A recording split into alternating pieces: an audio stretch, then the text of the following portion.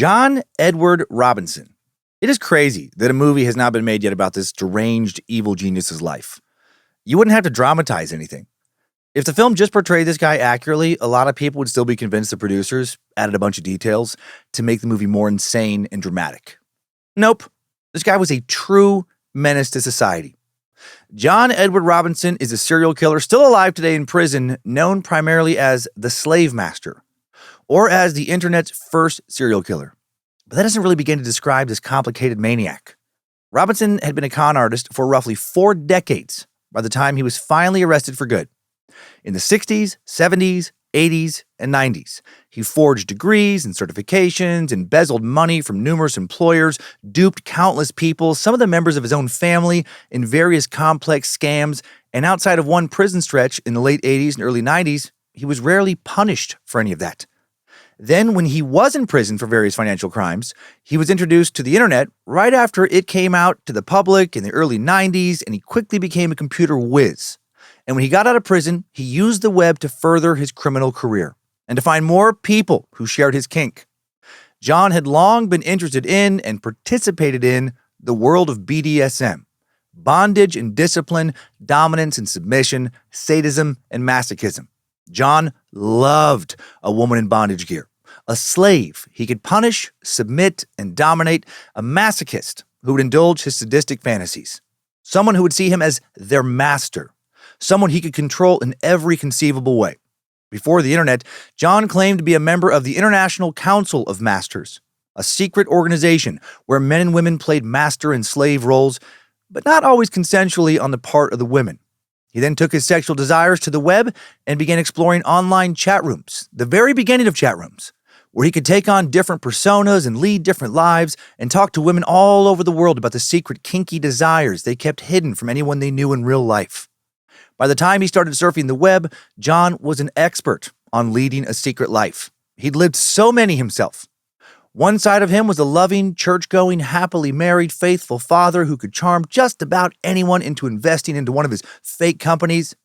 The other side of him was habitually unfaithful, a terrible husband who looked to other women to fulfill the sexual desires he didn't feel his wife could.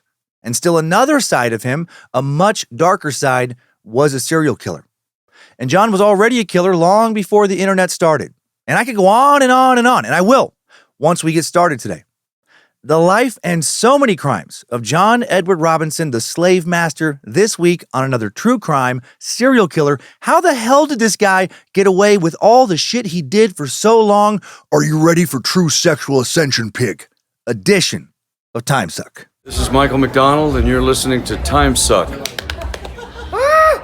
You're listening to Timesuck.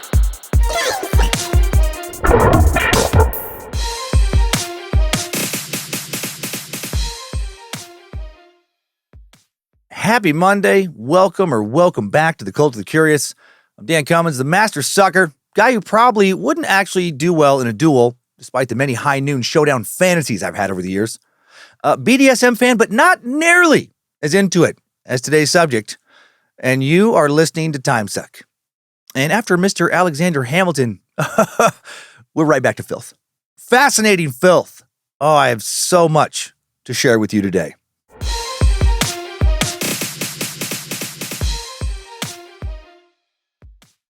No dilly-dallying this week. There's no time for it. No setting up any context. I just have too much story to tell.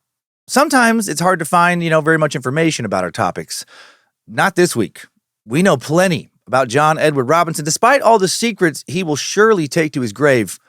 So we're going to jump right into a timeline to find out how JR became a killer, learn how he took some of his many, many, many financial scams from newspapers to the internet, and go over how he met and lured so many victims into his deadly, deadly traps. Strap on those boots, soldier. We're marching down a Timesuck timeline.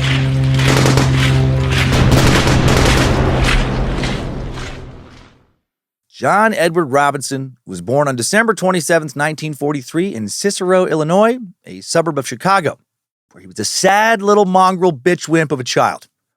He kind of was, actually. According to former FBI profiler John Douglas and his co-author Stephen Singular in their 2003 book, Anyone You Want Me to Be, our primary source this week, he would not grow up to be a large boy or a strong one.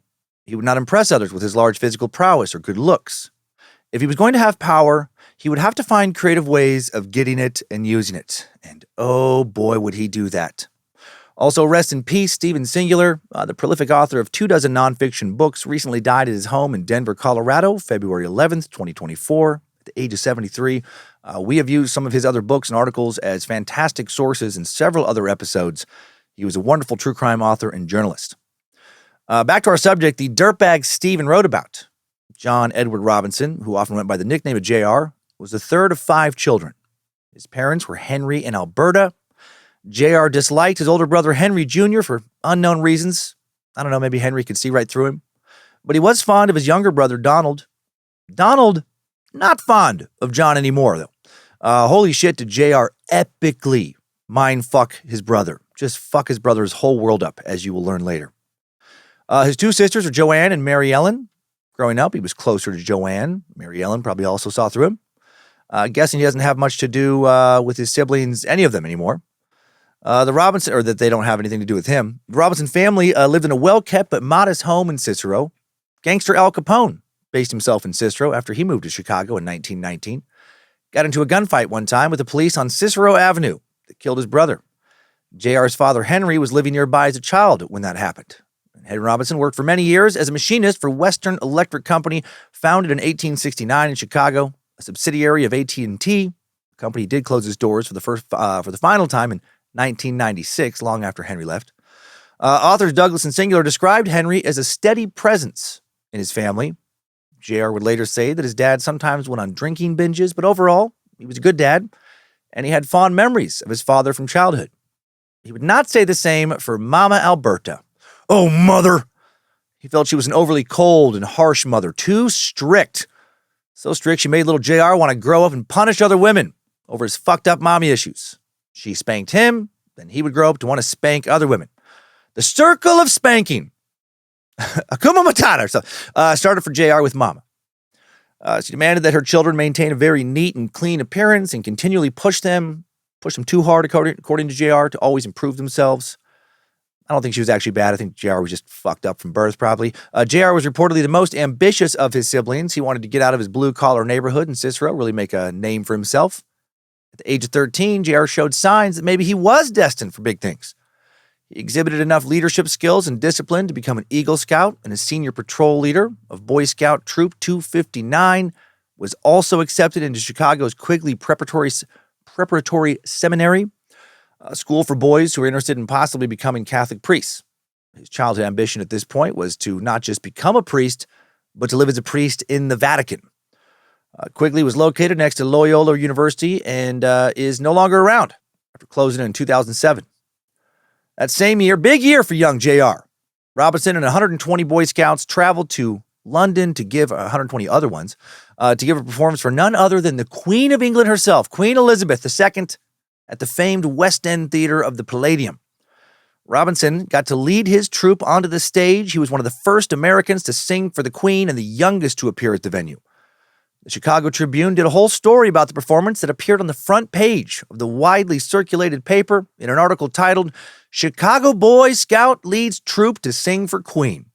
He must have been so pumped. After the boys sang, they gathered backstage to take a look at the celebrities who were also there for performances. According to the Chicago Tribune, Judy Garland passed by them and JR went after her to shake her hand. And he reportedly said to her, "You ever squirted, Judy, after being bound in rope and fucked so hard in your tight little pussy while a real master tugs on your clit chain?" No, he probably just thought that. He said, "We Americans got to stick together." And then Judy said, "You're right," and kissed the Boy Scout on the cheek.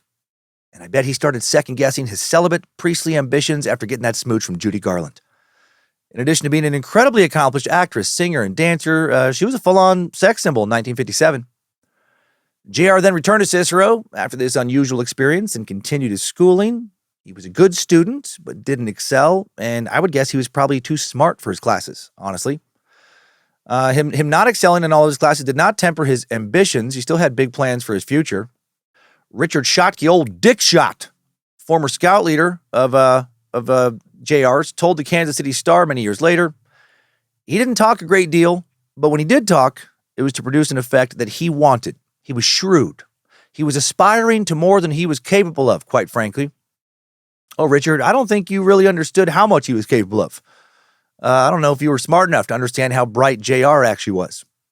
JR graduated from Quigley in 1961 at the age of 17, did not, of course, enter the priesthood. He entered the Underworld. Maybe. Kind of briefly. With Cicero's history of gangsters, JR knew he could make some money from illegal activities, so he started doing favors or small jobs for, quote, low-level underworld characters. By the fall of 1961, JR was already done trying to make it as some sort of gangster. Kind of. He, of course, would not be done with crime. He has so much crime ahead of him, but he will no longer work with a gang. He'll work as a solo act. And now, for the moment, he enrolls at Morton Junior College in Cicero. JR would later claim he became a fully trained medical x-ray technician. He did not. Doesn't seem that he ever graduated with any sort of degree from Morton. He bragged that he received further training at the West Suburban Medical Center in Oak Park, Illinois. Nope. Also bullshit. But his bullshit claims did land him a real job back when it was harder to fact-check people's resumes in the x-ray department of a Chicago hospital.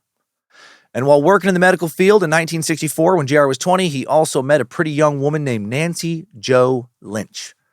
Her age not listed in sources, but the only Nancy Jo Lynch I could find living in Chicago in 1964 who would have been born around the same year as John was a Nancy Jo born in 1944 who sure looks a lot like his future wife. I'm assuming that this is her and that the two are roughly the same age. One thing led to another, and JR's ween ended up in Nancy's vagina. He probably tripped and fell, landed on her or something, because they weren't married, and she became pregnant. They quickly got married, and then JR returned to work at the hospital.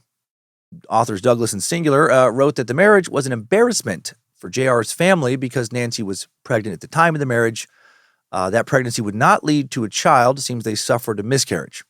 The two of them would stay married, though. Actually, they will stay married for over 4 decades, despite numerous incidents of infidelity and criminal behavior on JR's part. According to, again, authors Douglas and Singular, the young couple were starting a marital dance that would last through every imaginable kind of turmoil and survive into the next millennium. From the beginning, they were locked together by mutual need, a need so deep that apparently nothing could break it. Marriage brought new pressures into JR's life, wanting to be the big man, provide more for his wife and child than his job allowed. He started to turn to financial scams to increase his income. He started stealing from the hospital he worked at, and pretty soon he got caught. His superiors confronted him about it, and he pleaded for another chance. He promised to pay back everything if they just didn't report him to the police. Well, the hospital agreed and did not pursue charges. But now that his extra income stream washed up and embarrassed by this incident, JR quit, and he and Nancy will move to Kansas City, Missouri, sometime in 1965. And in Kansas City, the two of them will go on to have 4 children together. John Jr., born in 1965, daughter Kimberly, born in 1967, and then twins, Christopher and Christine, born in 1971. And according to an article in Vanity Fair, the kids were, quote, well-behaved and popular. John Jr. would help his dad with household projects. The twins helped take care of the neighbors' pets. Christine would be one of her father's main defenders after his final arrest. It seems like the family was pretty close. In Missouri, JR soon faked his way into a job doing pediatric x-rays at Children's Mercy Hospital. He talked about all his medical training and presented letters of recommendation from Morton College. He had documents claiming he was a medical lab technologist, a nuclear medical technologist, a radiographic technologist, all forged documents. His colleagues thought he was outgoing and friendly, but their opinions changed when they actually saw him trying to do the jobs he was not qualified for. They noticed that JR was clumsy and awkward with babies and children, and he talked to infants like they were adults. It also seemed like he didn't know how to take or read any x-ray results. I love the weird detail of talking to babies like adults. I picture him talking to some newborn just named, Jonathan Wilson. Just like this. Hello, Mr. Wilson. How are you feeling today? How is your fever? Looking over your charts, it appears you have not been eating much. Would you care to talk about that? Are you just not happy with the food choices here? Are your diapers too tight? What's going on? Do you know that we have a lot of different flavors? If you don't care for sweet potato puree or apple strawberry banana, perhaps I could interest you in some butternut squash, perhaps some green beans. I'm sorry, what was that, Mr. Wilson? I'm sorry to say I'm having an incredibly difficult time understanding anything you're saying. This other side of this conversation is just a fucking 4-day-old baby. JR's coworkers were confused, but they also assumed that he wouldn't have got the job if he didn't have training. They figured he's just nervous. He's new. He'll get better with time. No, he will not. At this time, Missouri and Kansas did not require X-ray techs to be licensed. When JR told his employers he was trained, they just believed him. Looked at his little documents he forged and was like, okay, cool, hired him. In addition to not exactly blowing away his superiors and colleagues at his new job with his amazing medical skills, JR also quickly developed a reputation for leaving his wife at home and heading out to go clubbing around Kansas City. Also hit on women incessantly at the hospital, coworkers and patients, and would have affairs with several of his female coworkers and God knows how many patients. He took full-on advantage of the wild, swinging 60s. Eventually, Children's Mercy fired JR for incompetence and also for his affairs. Sometime in late 1965, he didn't even last a year. It's actually impressive that he lasted like a week, more than a week, considering he didn't know how to do his job. Dude quit after getting caught stealing from his first job. Now he gets fired for being an incompetent womanizer to second, not quite living up to the potential he seemed to have when he was a young Eagle Scout and troop leader, getting sent over to London. He was hired as a lab tech and office manager next at Fountain Plaza X-Ray in either late 1965 or early 1966. This business was owned by Dr. Wallace Graham. Dr. Graham was actually once U.S. President Harry Truman's personal physician. And JR made a great first impression on Dr. Graham. Unfortunately, Dr. Graham, pretty gullible. In fact, President Truman even once warned him about his naivete. In 1946, Truman had written a letter to Graham's father praising him, but noting that he is entirely too accommodating. The young doctor will work himself to death if he lets all the chiselers take advantage of him. Robinson happened to be one of those chiselers. Working for Dr. Graham, JR put up his fake certificates on the wall, tried to seduce colleagues and female patients, and this time started, of course, stealing money again. By late 1966, the office lost so much money they couldn't give out Christmas bonuses like they'd done every year in the past. There was a lot of talk about JR's poor performance on the job being the reason. Then a few months later, a coworker alleged that he was embezzling funds. When the doctor's office manager looked into this claim, they estimated that he'd already stolen over $100,000, possibly up to $300,000. Money they will never get back. Money he probably hid. Robinson, when caught, tried to say he hadn't stolen anything. He was just transferring some money between accounts. It was a big misunderstanding. Then he tried his old tactic of offering to pay Dr. Graham back. But Dr. Graham was done being duped by the scumbag, and he called the police. JR was arrested now, and in August of 1969, after his trial was finally concluded, he was convicted of stealing by means of deceit, and he was sentenced to 3 years probation, unfortunately. So now he quits his first job after being caught stealing, gets fired from second job for having affairs and being incompetent, then gets fired from his third job where he hit on both coworkers and patients for stealing, and he gets arrested and convicted of theft. Despite all this bullshit, his wife, Nancy Jo, does not leave him. Not only does she not leave him, every time JR went to court, in these instances, in the coming years, she will testify as a character witness and talk about how he's a great husband, great father. Being married and having kids, according to authors Douglas and Singular, appeared to bring out his wildness and his desire to break the law and to generate money any way he could. The more conventional one part of his life became, the more he explored the darker side of himself and others. The more his wife tried to help him, the more he violated the codes of marriage. He seemed to need the stability of marriage in order to give free rein to his deviancy.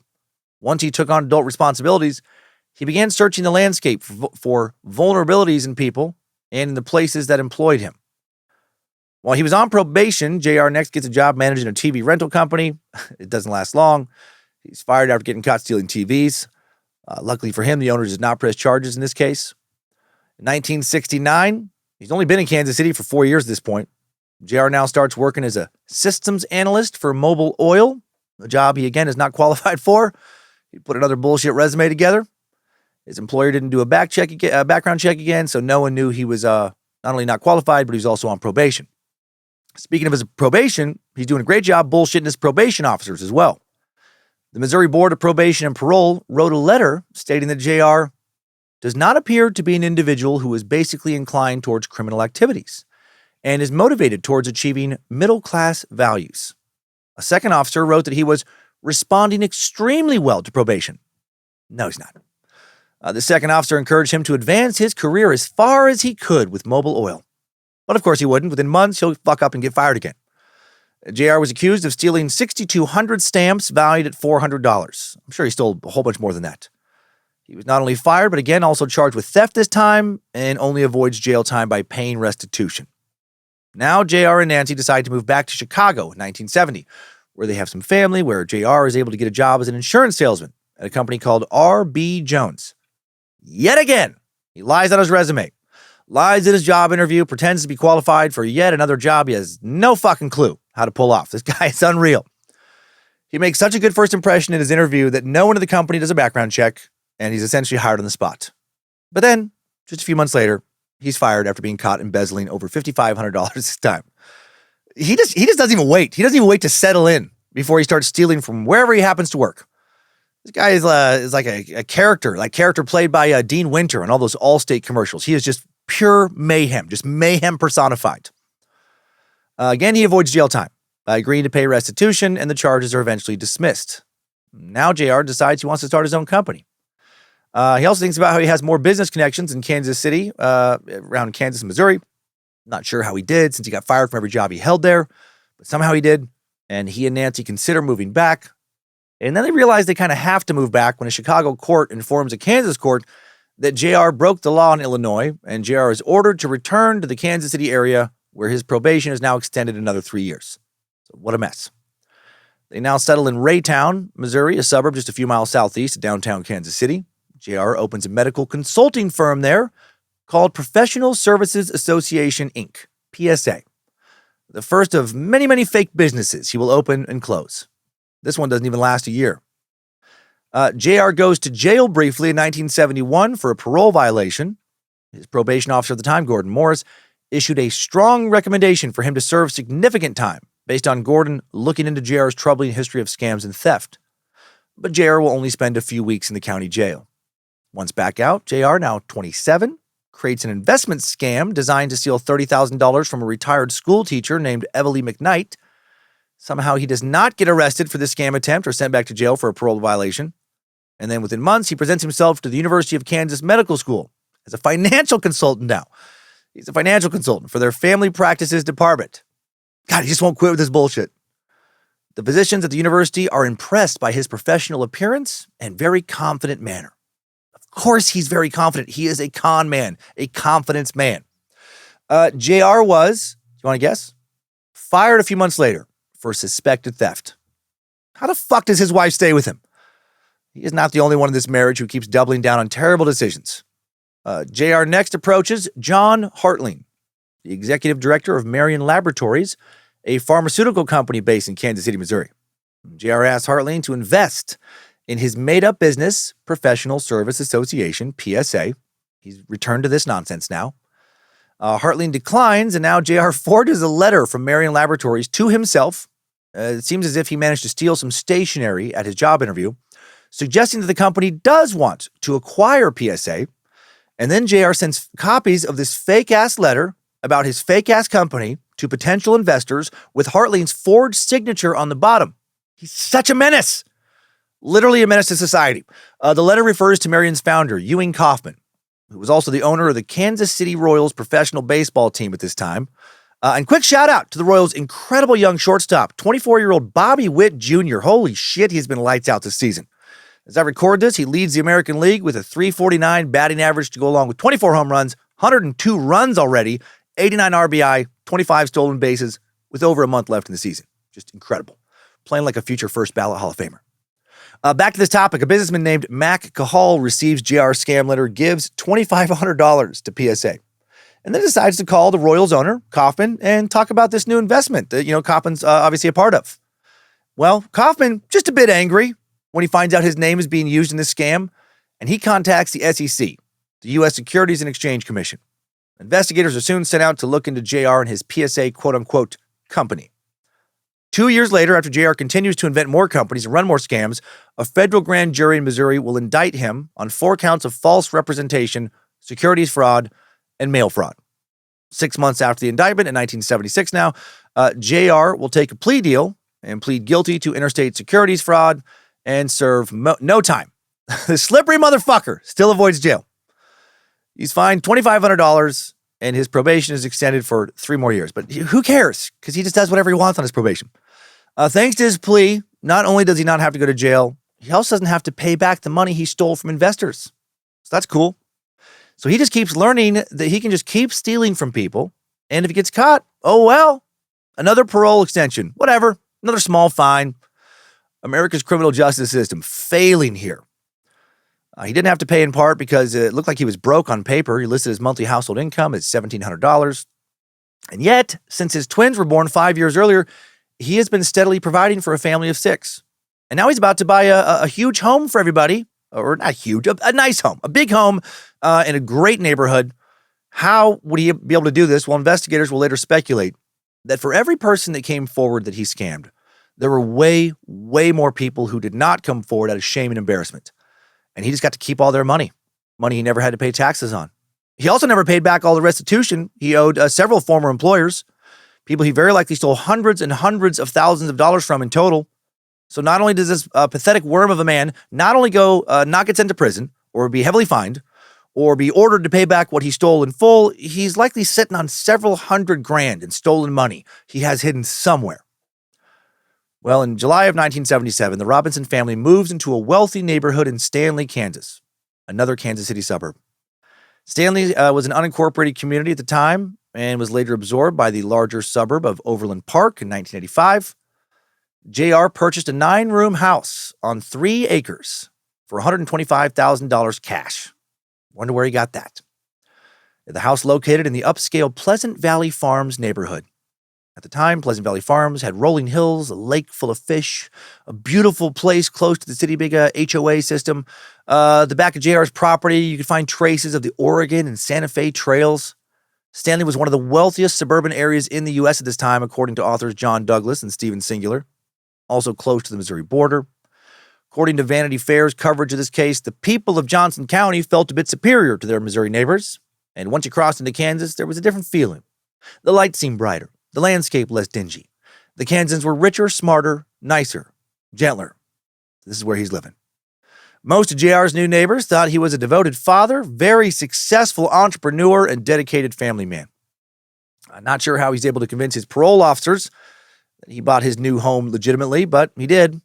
In Stanley, he participates in his son John Jr.'s Eagle Scouts troop. He teaches Sunday school at his local Presbyterian church, even dresses up as Santa at Christmas time, and referees some local volleyball games.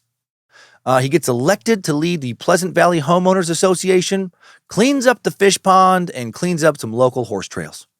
And when you look at photos of John from this time, he looks like a totally normal, well-to-do dad. Looks like a nice guy, just clean cut, no tattoos, short hair, crisp collared shirts, jeans or slacks, leather dress shoes. Man, some of these guys so good at just being wolves in sheep's clothing. Some of his neighbors will later report that they heard him screaming at his wife and kids, and there were stories that he hit Nancy and fed his horses. Yes, he has fucking horses now. So little. They're on the verge of starvation. But at the time, anyone seeing shit like this is not confronting him about it and not going to the authorities. Also around this time, JR starts another new business. Hydro Grow Incorporated. Hydro Grow was in theory a hydroponics company. Hydroponics, the practice of growing vegetables indoors in nutrient-rich environments. And yes, it is popular with people who like to grow the devil's lettuce. JR wrote a 64-page booklet titled Fun with Home Hobby Hydroponics. And his motto was, if it grows better hydroponically. It's not bad, actually. His pamphlet claimed that he was one of the pioneers of hydroponics. He wasn't. And that he was a sought-after lecturer, consultant, and author. He wasn't. Some of JR's neighbors would later say he could be condescending and rude when they asked him about this business or when they refused to invest in it. JR's investors, of course, were just more of his victims. One poor bastard invested $25,000 in this business, hoping to make enough money back quickly to pay for his dying wife's medical bills. John has no soul. This guy, of course, lost the full $25,000 and his wife died. in late 1977. While Johnny, still swindling hydroponics investors, he also fabricates an elaborate publicity stunt to make himself seem like the wonderful benefactor of the city. December 8th, 1977, the Kansas City Times runs an article naming John Robinson the Man of the Year for his work on the board of a workshop that employed disabled people.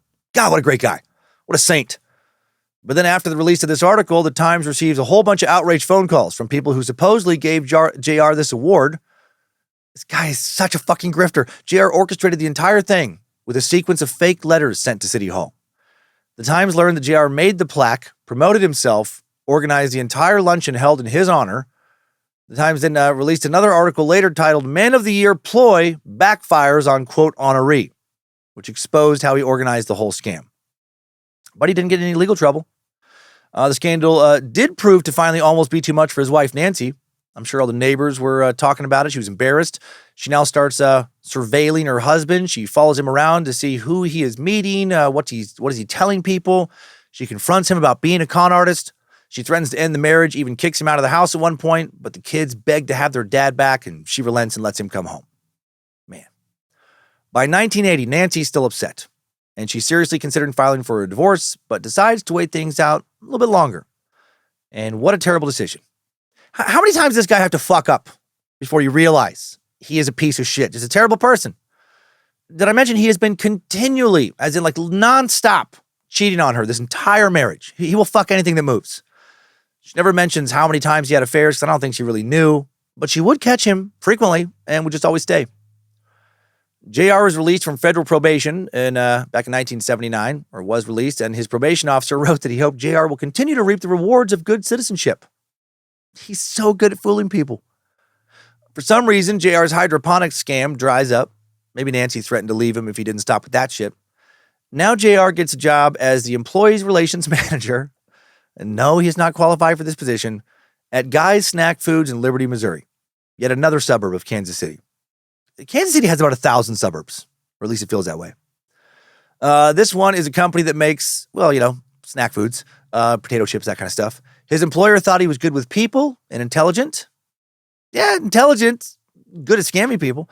It was a solid job that paid well, and of course, JR will almost immediately fuck it up. He quickly has starts an affair with one of the secretaries, and also starts stealing from the company pretty much immediately. Oh, and he used some of the money he stole to rent an apartment in Olathe, Kansas, another KC suburb, where he takes other women he's fucking. Also, several newscasters I watched have pronounced Olathe, Kansas that way. I hope they were correct, because the word is spelled O-L-A-T-H-E. American towns. People have taken a lot of liberty over the years with how these words are said. Within a few months of getting this new job, he had already stolen tens of thousands of dollars, and the secretary he was hooking up with is madly in love with him. And this affair now backfires. She ends up telling JR he can either leave his wife and marry her, which I'm guessing he has been promising her he'll do just to get in her pants, or she will go to the police and report the money he's stealing. JR refuses to leave Nancy, so she reports him. He now gets fired at the end of 1980, and Guy's Snack Food presses felony theft charges. Company also files a civil lawsuit to try and get their money back. Well, JR settles out of court, agrees to pay Guy's $50,000 in restitution, also pleads guilty to stealing a $6,000 check. He now faces a maximum sentence of 7 years, but of course he'll weasel out of that. He'll be sentenced to just 60 days in the Clay County Jail, be let out early, and get another 5 years of worthless probation. Again, Nancy stays. She once again considers divorce, and many of her friends encourage her to please, for the love of God, Nance, run as fast and as far as you can from this piece of shit. She and her husband will see a marriage counselor who will convince her to stay. Oy vey. After this latest scandal, what do you think JR does? Yeah, he opens up another fake company. I mean, I hate to admit it, but at this point, I'm impressed. He still has his big-ass house, probably has hundreds of thousands of dollars stashed away after everything he's done. I'm sure he did so much more that we'll never know about. He's only served about, 2 months, county jail, got a bunch of probation that clearly doesn't really get in the way of his scams. This new fake company is called Equa Plus. It offers management consulting services and introduces various products to the marketplace in theory. But not really, since it's just more made-up bullshit. Speaking of bulls, one fake product they supposedly made was a device to store bull sperm. Nope. JR actually rented a suite in Overland Park that served as the company office for a company that didn't actually fucking do anything. Soon, a real local company called Back Care Systems hires Equiplus to create a marketing plan for them. Back Care conducted corporate seminars on treating employees' back pain. And I am not sure why a company based in Back Care would want to work with a company that makes bull sperm storage units, but, whatever. I'm guessing JR just told people that his company did whatever they needed a company to do. Equiplus ended up sending Back Care Systems invoices that were suspiciously high. And Back Care Systems didn't want to pay for shit that they weren't actually getting. Feeling like they were being scammed, because they were, Back Care Systems CEO hired a private investigator to gather info on JR's history and activities. And they went to the Johnson County DA's office with what they found, and then the DA launched an investigation. JR, in return, now lawyers up, and his lawyer tells him the best thing he can do to defend himself would be to obtain affidavits from real customers, who said that his very real business was totally legit. So JR went and got those affidavits.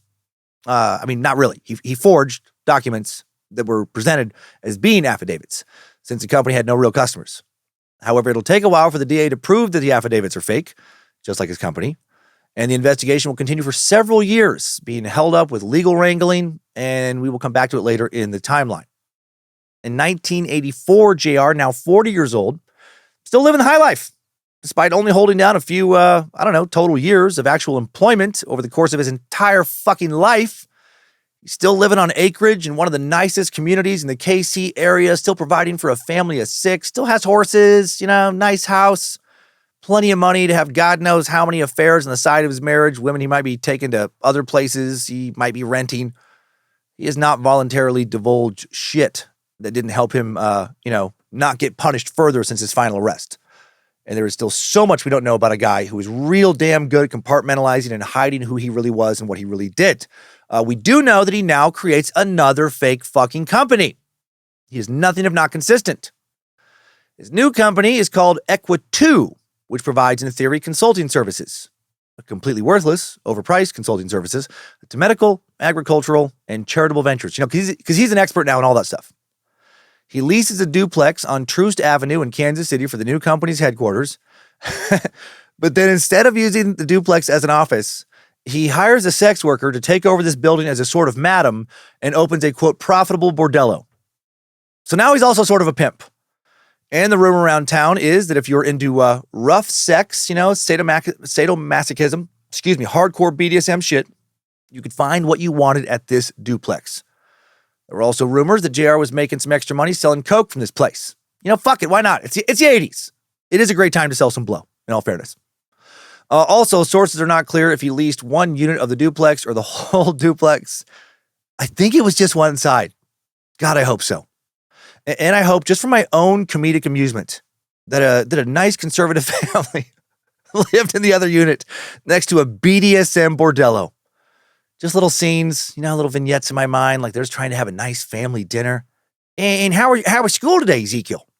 And then before Ezekiel can answer, the whole family just hears 2 people just having hardcore BDSM sex, just right through the wall from the unit next door. Do you like that, you little slut? Beg for it. Beg for that cock. Beg or I'll leave that fist in your ass all night. Okay, family. Let's do our best not to listen to the sinners damning their souls to hell next door. Don't fall for the devil's temptations. Come, you little whore. Squirt for your master. Squirt while you gag on your master's cock. Okay, let's pass some mashed potatoes to your sister, Ezekiel. How about that puts on a little record? How about we play one of Ray Price's gospel records right now? Drowning Daddy's cum, slut. Just fucking craziness. 1984 was also the year that JR's crimes became violent, if they hadn't already. At the very least, by 1984, we know he was violent with people other than his wife, if what his neighbors said they saw is true. May have already, of course, committed violent crimes we just don't know about. His first known victim was killed later this year. In the summer of 1984, JR hires a 19-year-old woman named Paula Godfrey to work as a sales rep at his fake-ass Equi2. Paula had recently graduated high school in Olathe, Kansas a year earlier. She was an honor student, very talented figure skater. Actually tried to get a job skating for Disney on Ice, but was sick at the time of her audition, didn't quite make the cut, so she started looking for other jobs. Paula was excited for the opportunity to work for Robinson because she thought he was this legit businessman. She thought she was getting in on the ground floor of this company that was blowing up. He told her that he planned for her and several other young women to enroll in clerical skills training programs in San Antonio. And then Paula went missing on September 1st, 1984, after he picked her up at her parents' home to take her to the airport. Paula's father, Bill Godfrey, expected her to call him that evening or sometime within the next few days, but of course she never did. Bill was so worried he flew to San Antonio to look for her. He found out Paula never checked into the hotel she told him she was staying in. So he traveled back to Kansas City to find JR and confronted him at his Equi 2 office. But JR, of course, consistently a smooth motherfucker. He acted like he had no idea what happened to Paula. Oh my God, I hope she's okay. Oh, I haven't heard from her either. Since I dropped her off at the airport, I'm also worried sick. Bill left after warning him there was going to be trouble if he didn't hear from Paula in the next 3 days. Then just after this confrontation, Bill receives a handwritten note postmarked in Kansas City, supposedly from Paula. She told her parents she was doing fine, grateful to JR for all his help. She also said she didn't want to see her family for a while. The letter contained profanities, which was unlike her, and was signed, "Love ya, Paula." But Bill didn't recognize the signature, and the grammar was off. He suspected JR had done something to her, but he couldn't prove anything. The Godfreys then called the police to report Paula missing. JR gets questioned, tells officers he has no idea, of course, what happened to Paula. The Godfreys gave the note to the Overland Park police, and they concluded that the note was legit and that Paula was probably doing fine. One probation officer was suspicious, but felt there was nothing he could do. The officer wrote, "As the girl was of age and there was no evidence of wrongdoing, Overland Park terminated their missing person investigation." Years later, a business connection of JR's named Irv Blattner also found a letter supposedly written by Paula. Blattner will die of cancer in the early 90s, but before he died, he told a relative that JR was a dangerous person and that the relative should contact federal agents if something ever happens to him. He added that he believed that JR was directly involved in Paula's disappearance. To this day, Paula Godfrey's body has not been found. But there's a very disturbing theory about what may have happened to her. Many years later, reports came out that JR was connected to the cult of the International Council of Masters, ICM, described as a, quote, secret sadomasochistic group with members all over the world. According to, again, authors Douglas and Singular, the ICM was founded in London in 1921. A group of 6 professional men started a club to satisfy their kinkier sexual desires, which revolved around sadism. The authors wrote the men had a common bond. They all wanted to be the dominant partner or master of submissive women known as slaves.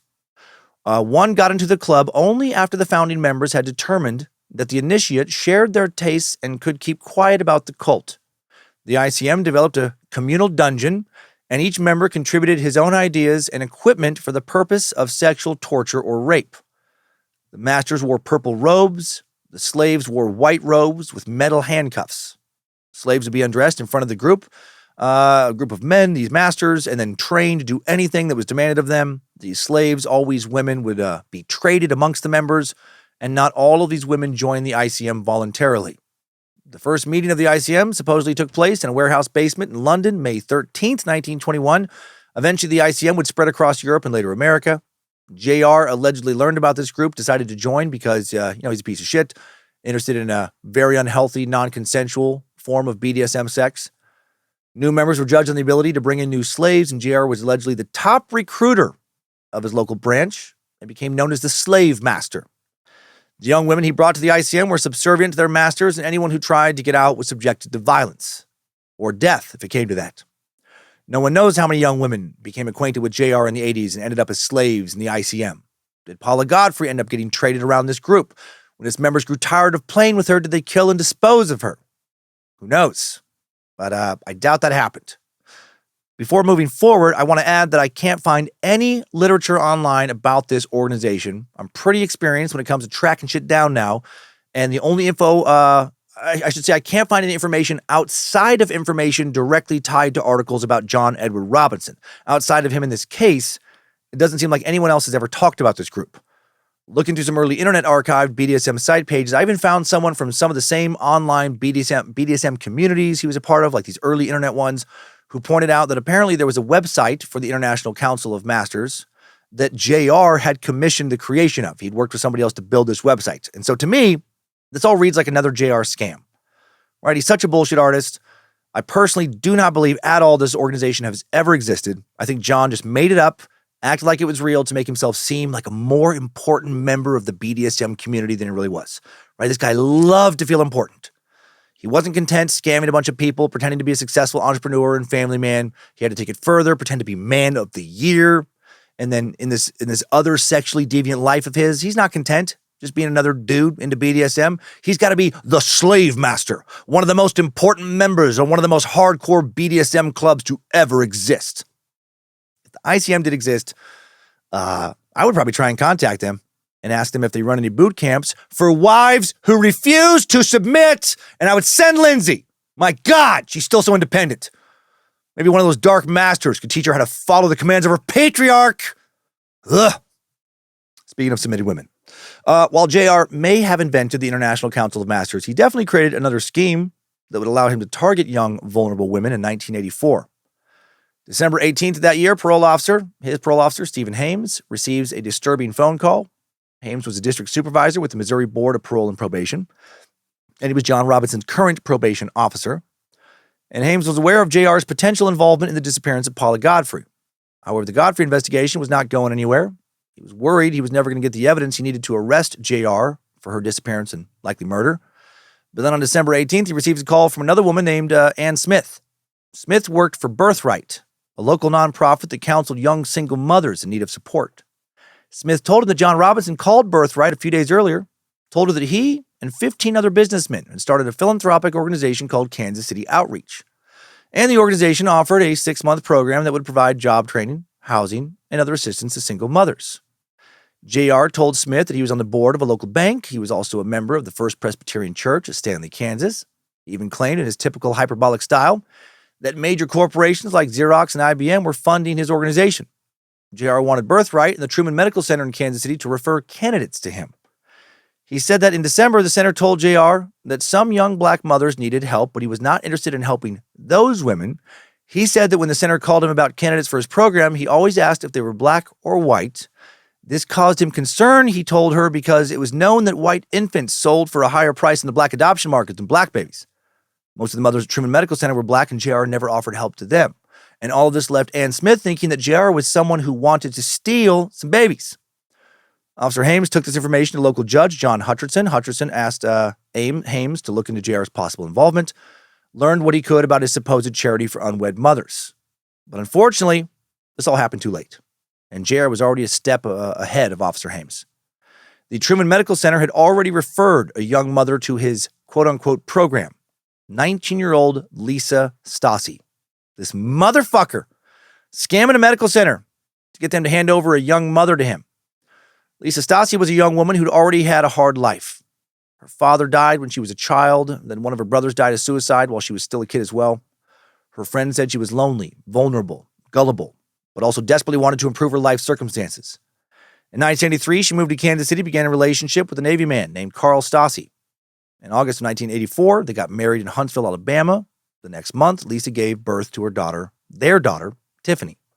Right away, the baby caused conflicts in their marriage. Carl re-enlisted in the Navy. Lisa entered Hope House, a shelter for battered women in Independence, Missouri, which tells you exactly what kind of dude Carl was. Likely was. She was still living at Hope House when a social worker, Kathy Stackpole, told her about a businessman from the Kansas City area who wanted to help her. They unknowingly were literally delivering this poor woman right into the arms of a true monster. And her fucking baby. In early January 1985, Lisa met JR for the first time, but she would know him as John Osborne. He told Lisa he ran a company called Equa 2, promised her a silk screening job in Texas where she could make $800 a month. Apparently this version of Equa 2 is making fucking t-shirts and posters now. Because why not? It's truly amazing what your company can do when it only exists in your imagination. He added that if it didn't work out, he would help Lisa get her high school diploma, also enroll her in a job training program outside of Chicago. What a great guy, just an altruistic angel of a human being. JR took Lisa, baby Tiffany, from the custody of the Truman Medical Center, placed Lisa and 2 other women at the Roadway Inn in Overland Park near the Equa 2 office. Told, Lisa was just going to be temporary housing while he finalized her travel plans. Then asked Lisa to sign 4 blank pieces of paper and to give him the names and addresses of her relatives. Said he needed this info so he could personally keep them updated, of course, once she left for Chicago. January 9th, 1985, Lisa and her baby girl Tiffany visit Lisa's sister-in-law, Kathy Klingensmith, in the middle of a blizzard. Lisa told Kathy about the businessman who was going to help her get a job, help her just get her life back on track right away. Kathy feels like this is bullshit, has a bad feeling about it. Lisa calls the roadway in to check her messages, learns that John Osborne was looking for her at the motel. She gave the hotel Kathy's info in case he called back. Soon he was calling her at her sister-in-law's house, telling her he's coming over to pick her up right away. Now Lisa tells Kathy that she's feeling unsure about the job, but before Kathy could talk her out of pursuing it, JR shows up. Oddly, he did not park in front of Kathy's house. He parked down the block. Instead, walked to her door through the middle of a snowstorm, needlessly. Then once inside, he didn't speak to Kathy or acknowledge her in any way, apparently. He was 100% focused on Lisa and baby Tiffany. Kathy said she immediately sensed he was a dangerous man. Now she more aggressively tries to talk Lisa out of leaving with him right in front of JR. JR is insisting that she go with him, and she does. He left her house with Lisa and baby Tiffany, started walking down to her car, and it was the last time Kathy would see Lisa alive. JR drove Lisa and Tiffany back to the roadway inn, checked her into room 131. From there, Lisa tried to call Kathy and her mother-in-law, Betty Stassi. Only Betty answered her call. Lisa cried, told her she had been forced to sign 4 pieces of paper. If she didn't, she would have lost custody of Tiffany. Also said that JR, John Osborne, told her that it was Betty who was trying to separate them. Betty insisted that was a lie, urged Lisa, do not sign anything else. This man is dangerous. Then Lisa ends her call abruptly by saying, I've got to go. Here they are. And that was the last time anyone who knew Lisa would speak to her. Betty heard the fear in her voice, left the call wondering who they were. Rightfully upset, the Klingensmiths now called the Overland Park Police and FBI the next day. The police go to the roadway inn, but Lisa and Tiffany are now gone. Their bill had been paid by John Edward Robinson with his Equity corporate credit card. Fucking douche even had a corporate credit card for a non-existent corporation. I bet he wrote off a bunch of expenses for his fake company too. Probably wrote off the hotel rooms and other expenses related to murder victims. When they learned about JR, Kathy and her husband David drove down to the Equity office. David confronted JR, asked him about Lisa and Tiffany. JR seemed indignant that David thought he had done something wrong. He was so angry, he actually pushed David out of the office. Shortly after this, David receives a phone call now from Father Martin, a supposed priest from the City Union Mission in Kansas City. And this Father Martin fella tells David, that Lisa and Tiffany, they're totally fine. Fucking JR's a good guy. But when David tries to talk to Father Martin again later, he learns that no one by that name has worked for the mission. None of the staff knew what happened to Lisa and Tiffany, or had even heard of them. They didn't know that JR took baby Tiffany with him to his home in Stanley, gave her to his wife Nancy to care for. Nancy was in shock, but didn't ask too many questions, because that's classic Nance. Don't ask questions. Whatever JR does, just accept it. Nancy did notice that the baby smelled bad, had dirty fingernails, had no diapers or baby food. Nancy bathed the baby, went out to get her some supplies. JR told her that he got the baby from a private adoption agency, paid $4,000 for it now. And that his brother Don and his wife Helen, some sources do list her as Frida, but most say Helen, were supposed to be flying in the next day to take custody of this baby. This is fucking crazy. Remember when I told you Don was no longer fond of his brother JR? This is why. This psycho scammed a social worker and others into handing him a young mother with a baby so he could kill the mom, give the baby to his brother, and look like a hero.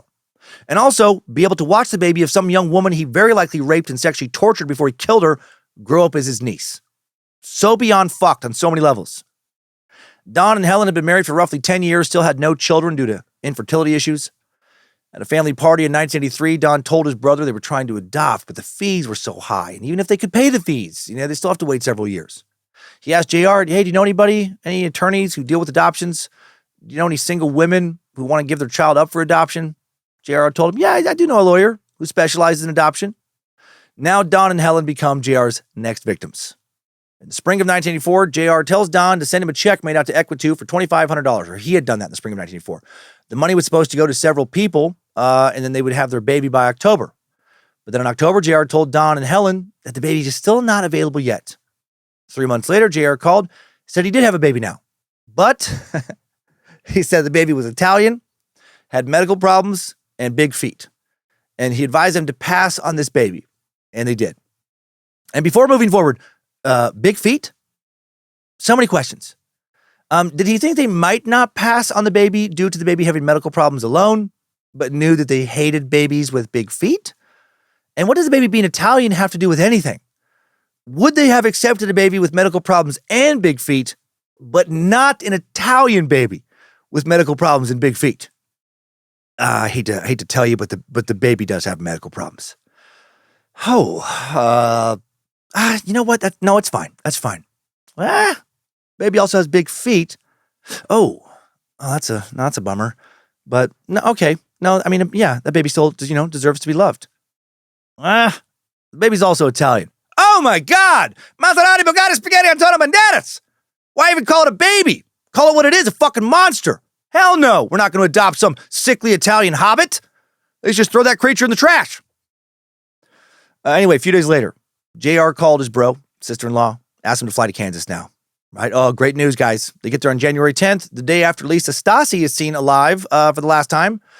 JR met him at the airport, told him he had been working with lawyers, just fucking nonstop, judges to arrange his adoption. What an angel. He gave them notarized court documents and a birth certificate, all forged, then drove them to his office in Overland Park, his office for his fake business, and had them sign a fake petition for adoption. Also had his brother Don write him a real check for $3,000. Fucking killed this baby's mom and grifted his brother for $5,500. JR told him that the baby's mom died of suicide. They renamed the baby Heather Tiffany, keeping the first name as her middle name. They did a family photo shoot to celebrate this adoption, and some of those photos would include JR holding the baby on his knee. Those photos would later show up at his trial. Very next day, Helen Don, little Heather Tiffany, returned to Chicago. And Don and Helen will raise the girl JR kidnapped after murdering her mother as their own child for the rest of her childhood. Meanwhile, completely unbeknownst to Don and Helen, Lisa Stasi's family, they're frantically searching for her and Tiffany. Ann Smith from the nonprofit Birthright called the First Presbyterian Church in Stanley to confirm Robinson's membership and his connection to the Kansas City Outreach Program. Church said they didn't know JR. Oh, no, excuse me. They said they did know JR, but we didn't know about that program. We've never heard about this. Seems like Ann should have maybe checked into all this, before sending Lisa to her death. And then calls the Missouri Board of Probation and Parole, speaks to JR's parole officer, Stephen Hames, which we talked about earlier. So now I'm kind of reconnecting there.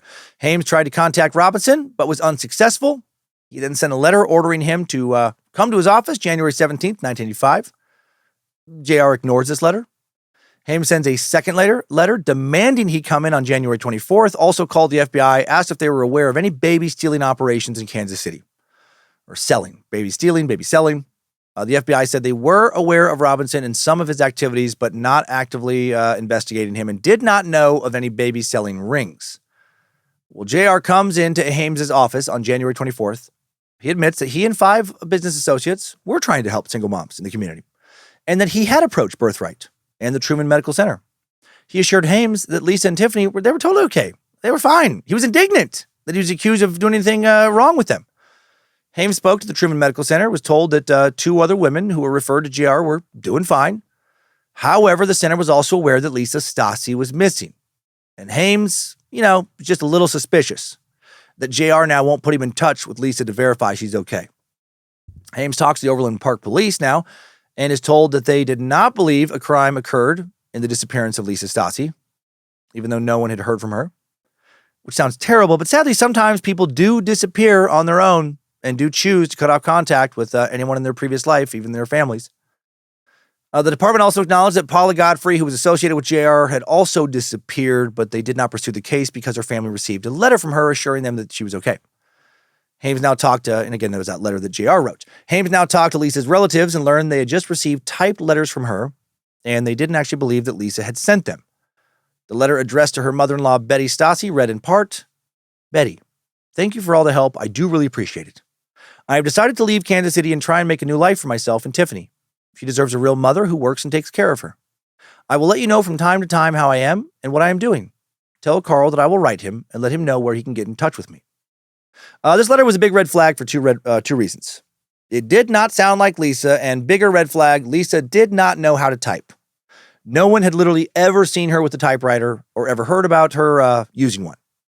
A few days later, January 30th, 1985, a police officer goes to JR's home, confronts him, demands to be given Lisa's contact info.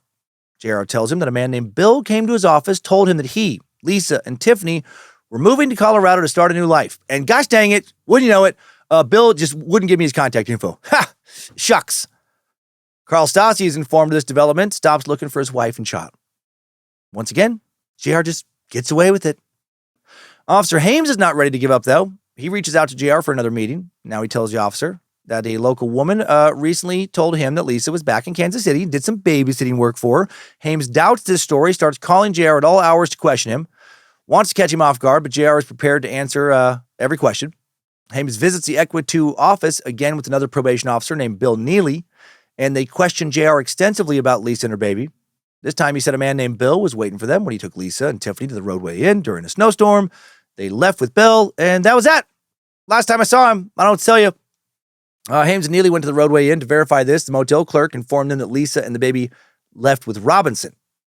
Hames now calls the FBI again, talks to Agent Thomas Lavin and his partner, Jeffrey Dancer. That's a fucking great name. Oh, Jeffrey Dancer. Who had done some research on, what if they called him Tiny? Sometimes like Tiny Dancer.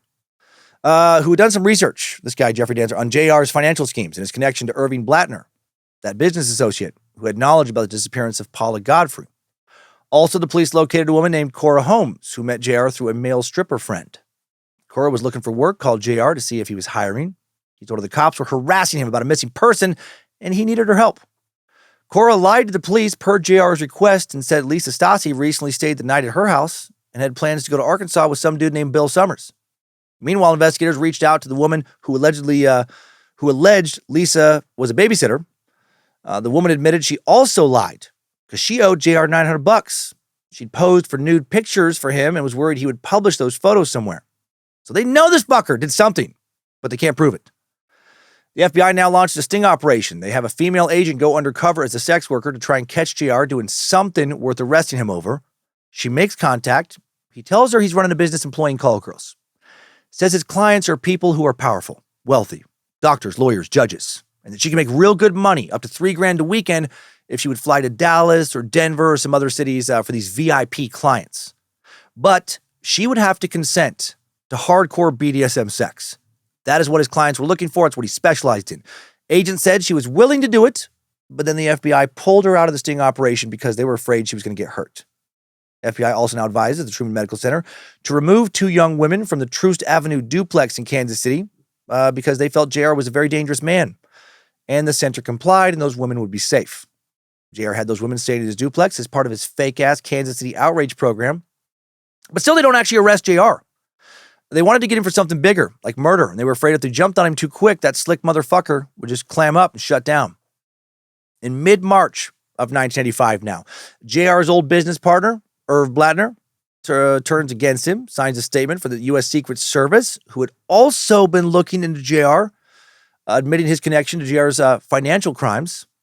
March 21st of 85, JR shows up at a meeting at his probation officer Hames' office and is arrested for financial swindling. He was able to quickly post his $50,000 cash bond, though. I mean, of course he was. He's probably got stolen money all over the place, and he's released just 2 hours later. Then a few weeks later, April of 1985, another one of JR's many romantic connections almost becomes another one of his murder victims. The previous year, in 1984, 21-year-old Teresa Williams moved to Kansas City from Boise, Idaho. I love Boise. She worked a variety of different jobs until she met JR at McDonald's, and he told her that she could dramatically improve her life, make some big money by working with him. And soon, she started doing sex work for him, moved into that Troost Avenue apartment. There, she quickly learned that JR's clients were into particularly violent BDSM sex, and that he became more demanding as time passed. For example, he once paid her $1,200 to go to a wealthy man's mansion in the KC area, where that guy tied her to some type of medieval torture-looking rack. My God. This dude tightened the rack to the point where she was screaming in pain, shrieking in pain, begging him to stop, which he did. But now he was fucking pissed because she couldn't endure the pain that he wanted her to endure. JR was furious that she didn't complete her duties, ordered her to return the money. This makes me wonder, how many scumbags did JR work with? How many people got real nervous when he was eventually arrested? Right? He may have made up that International Council of Masters, but he really was part of some kind of underground sex ring, full of guys who paid him a lot of money to hurt women to get their fucking dicks hard. One morning in May of 1985, JR goes to his Troost Avenue apartment and enters while Teresa was sleeping, she said. While she was asleep, he violently grabbed her by the hair, pulled her over his knee, and started to spank her. As he did, he told her, quote, "You've been a real bad girl. You need to learn a lesson." Teresa was stunned for a moment, then she started screaming. JR then threw her to the floor, took out a revolver, pointed it at her, and told her, "If you don't shut up, I'll blow your brains out." She quieted down. He then put the gun against her head, pulled the trigger. but it was empty. JR then put the empty barrel of the gun inside her vagina and told her, quote, "I bet you've never had a blowout." Ugh. She pleaded with him to stop. Finally, this fucking psycho withdrew the gun, then quickly left her apartment without saying another word.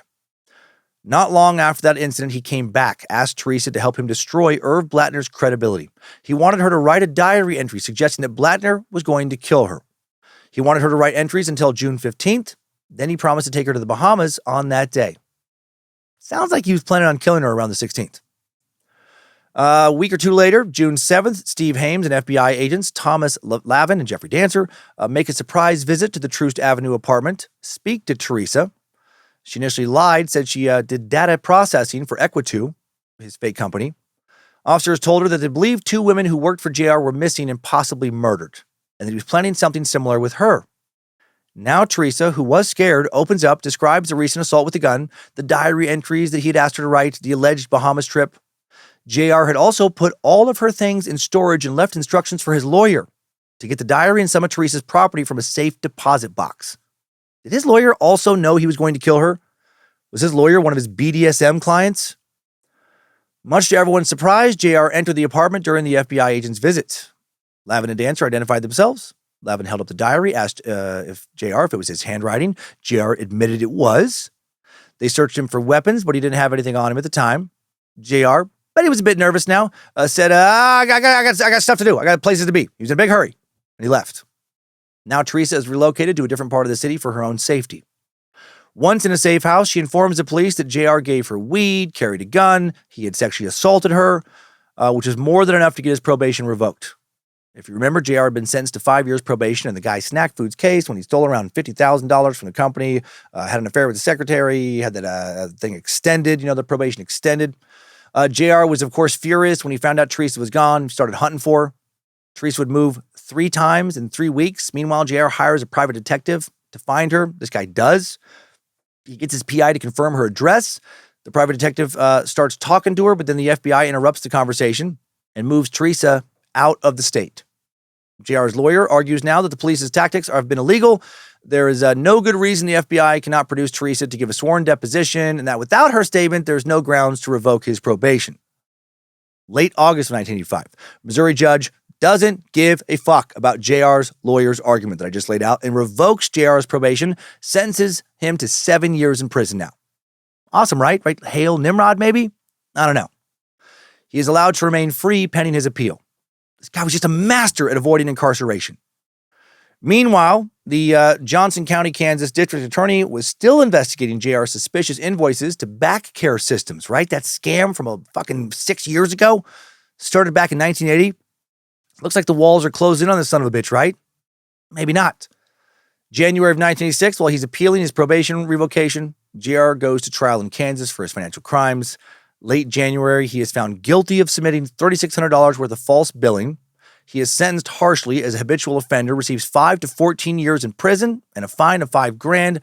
Before sentencing, Johnson County also charges JR with stealing $50,000 while acting as a middleman in a condo sale in Page, Arizona. This guy was just constantly running scams. He had collected $150,000 in that scam from a buyer in Kansas and then only sent $100,000 to the seller. This meant JR is now facing 6 to 19 years in prison. But then a few months later, in May of 1986, an appellate court throws out the judge's ruling on the probation revocation, and JR is freed once again. Was that judge, right? One of his BDSM clients? He still has a sentencing hearing coming up, though, but he's not due to begin serving, his sentence. He's already been sentenced coming up for these other crimes, but he's not due to begin serving that for several months. He's going to make the most of his time. He continues working on his bullshit company, Equitu, running his scams, sexually abusing women he's pimping out, probably dealing coke, God knows what else. Days after his parole is revoked in August 1985, this crazy motherfucker gets featured on the cover of Farm Journal, a national magazine, for having so many innovative agricultural products that he did not have. It's his bullshit Man of the Year award all over again. He was so good at being bad. When I told Lindsay about this guy, one of the most fascinating serial killers we have ever covered, she was so frustrated he couldn't have used his mind for good. Like, he was in some ways clearly just so intelligent. Probably could have gotten rich without having to break the law. But he loved to fuck people over, loved to trick them. Must have just made him feel so clever. Also, he must have, as he just kept tricking more and more people, just lost so much respect for humanity in general. Like, he clearly didn't care about others, and I imagine the more people he conned, the less he cared about others. At least 2 people lost thousands investing in his bullshit company after reading that article in Farm Journal. The following year, while he still waits to begin serving his sentence, another young woman will disappear from the Kansas City area. January of 1987, 27-year-old Catherine Clampett now leaves her home in Wichita Falls, Texas, for a fresh start. Catherine struggled with substance abuse problems, left her young son Ryan with her parents, moved in with her brother Robert Bales in one of Kansas City's many, many suburbs. She started looking for jobs, saw one of JR's ads in the local paper. Wouldn't you know it, Equitu was offering a high-paying position that included travel and a new wardrobe. And you didn't even need a degree to apply. It was almost like it was too good to be true. Catherine scheduled an interview, and being young, attractive, and vulnerable, she was hired. Her brother started seeing her less and less. Catherine was either traveling or staying at hotels. He didn't know where she was for days at a time. She was very likely, though this is not confirmed, turning tricks for JR's rich, sadistic clients. Catherine was, according to her brother, supposed to have a meeting with JR on June 15th, but then she disappeared. After a week of no contact, Catherine's brother reported her missing. The police called Robinson, but he was unresponsive. Investigators, they knew this motherfucker had likely killed her, but concluded there wasn't enough evidence to connect JR to Catherine's disappearance and actually make an arrest. Catherine has never been seen or heard from again. Her body's never been found. Oh, directly after her disappearance, JR finally goes to prison. In the summer of 1987, it just kept getting delayed, I guess. My God, hail Nimrod. While behind bars, JR's wife, Nancy, who still will not leave him, now gets a nursing job to support the family. John Jr. is now 21 or 22, out of the house. Kimberly's either 19 or 20. The twins, Christopher and Christine, they're 15 or 16 and still in high school. Not having access to all his hidden scam money, apparently in 1988, Nancy will sell the family's acreage in Pleasant Valley Farms and start renting an apartment in Stanley. JR, meanwhile, is a model inmate at the Hutchinson Correctional Facility, but he does complain of severe chest pain. Finally, this motherfucker isn't getting to do exactly what he wants. His chest pain complaints actually were legit. They were legit. And JR, 43 years old when he began serving his sentence, suffered several strokes in prison that caused a minor slackness on the right side of his face. But his verbal and performance skills were unfortunately still strong. JR receives a bunch of computer training inside prison, which is not good since he'll be able to use his new skills to scam more people, lure more women to their deaths once he's free. He's picked up for this training program because of his intelligence and desire to learn new things. Yeah, he was smart and very capable. JR reorganized his computer maintenance office, was quickly able to write new software programs. He actually ended up saving the state of Kansas about $100,000 a year, and prison staff admired and appreciated his intelligence and work. Ugh. November of 1990, 2 psychiatrists at Hutchinson Correctional write a 9-page analysis of JR. The report describes JR as a, quote, model inmate who has made the best of his incarceration. He is a non-violent person and does not present a threat to society. He is a devoted family man who has taught his children a strong value system. God damn, he's good at tricking people. Dude should be in the Bullshitters Hall of Fame. Experts felt that his prison behavior was remarkable, and he showed signs of rehabilitation. He was docile, nonviolent, posed no threat against society. Oh, he's so great. The report recommended his immediate release. January 23rd, 1991, JR is transferred to a prison facility in Missouri, where he will get some psychiatric and medical testing as part of his time in Kansas, part of his time in Missouri. JR argued that his health was poor, that he could not be incarcerated. A physician agreed, describing him as a very sick man. This doctor wrote that his condition should be considered in a parole hearing, and he wrote another letter saying his health problems were life-threatening.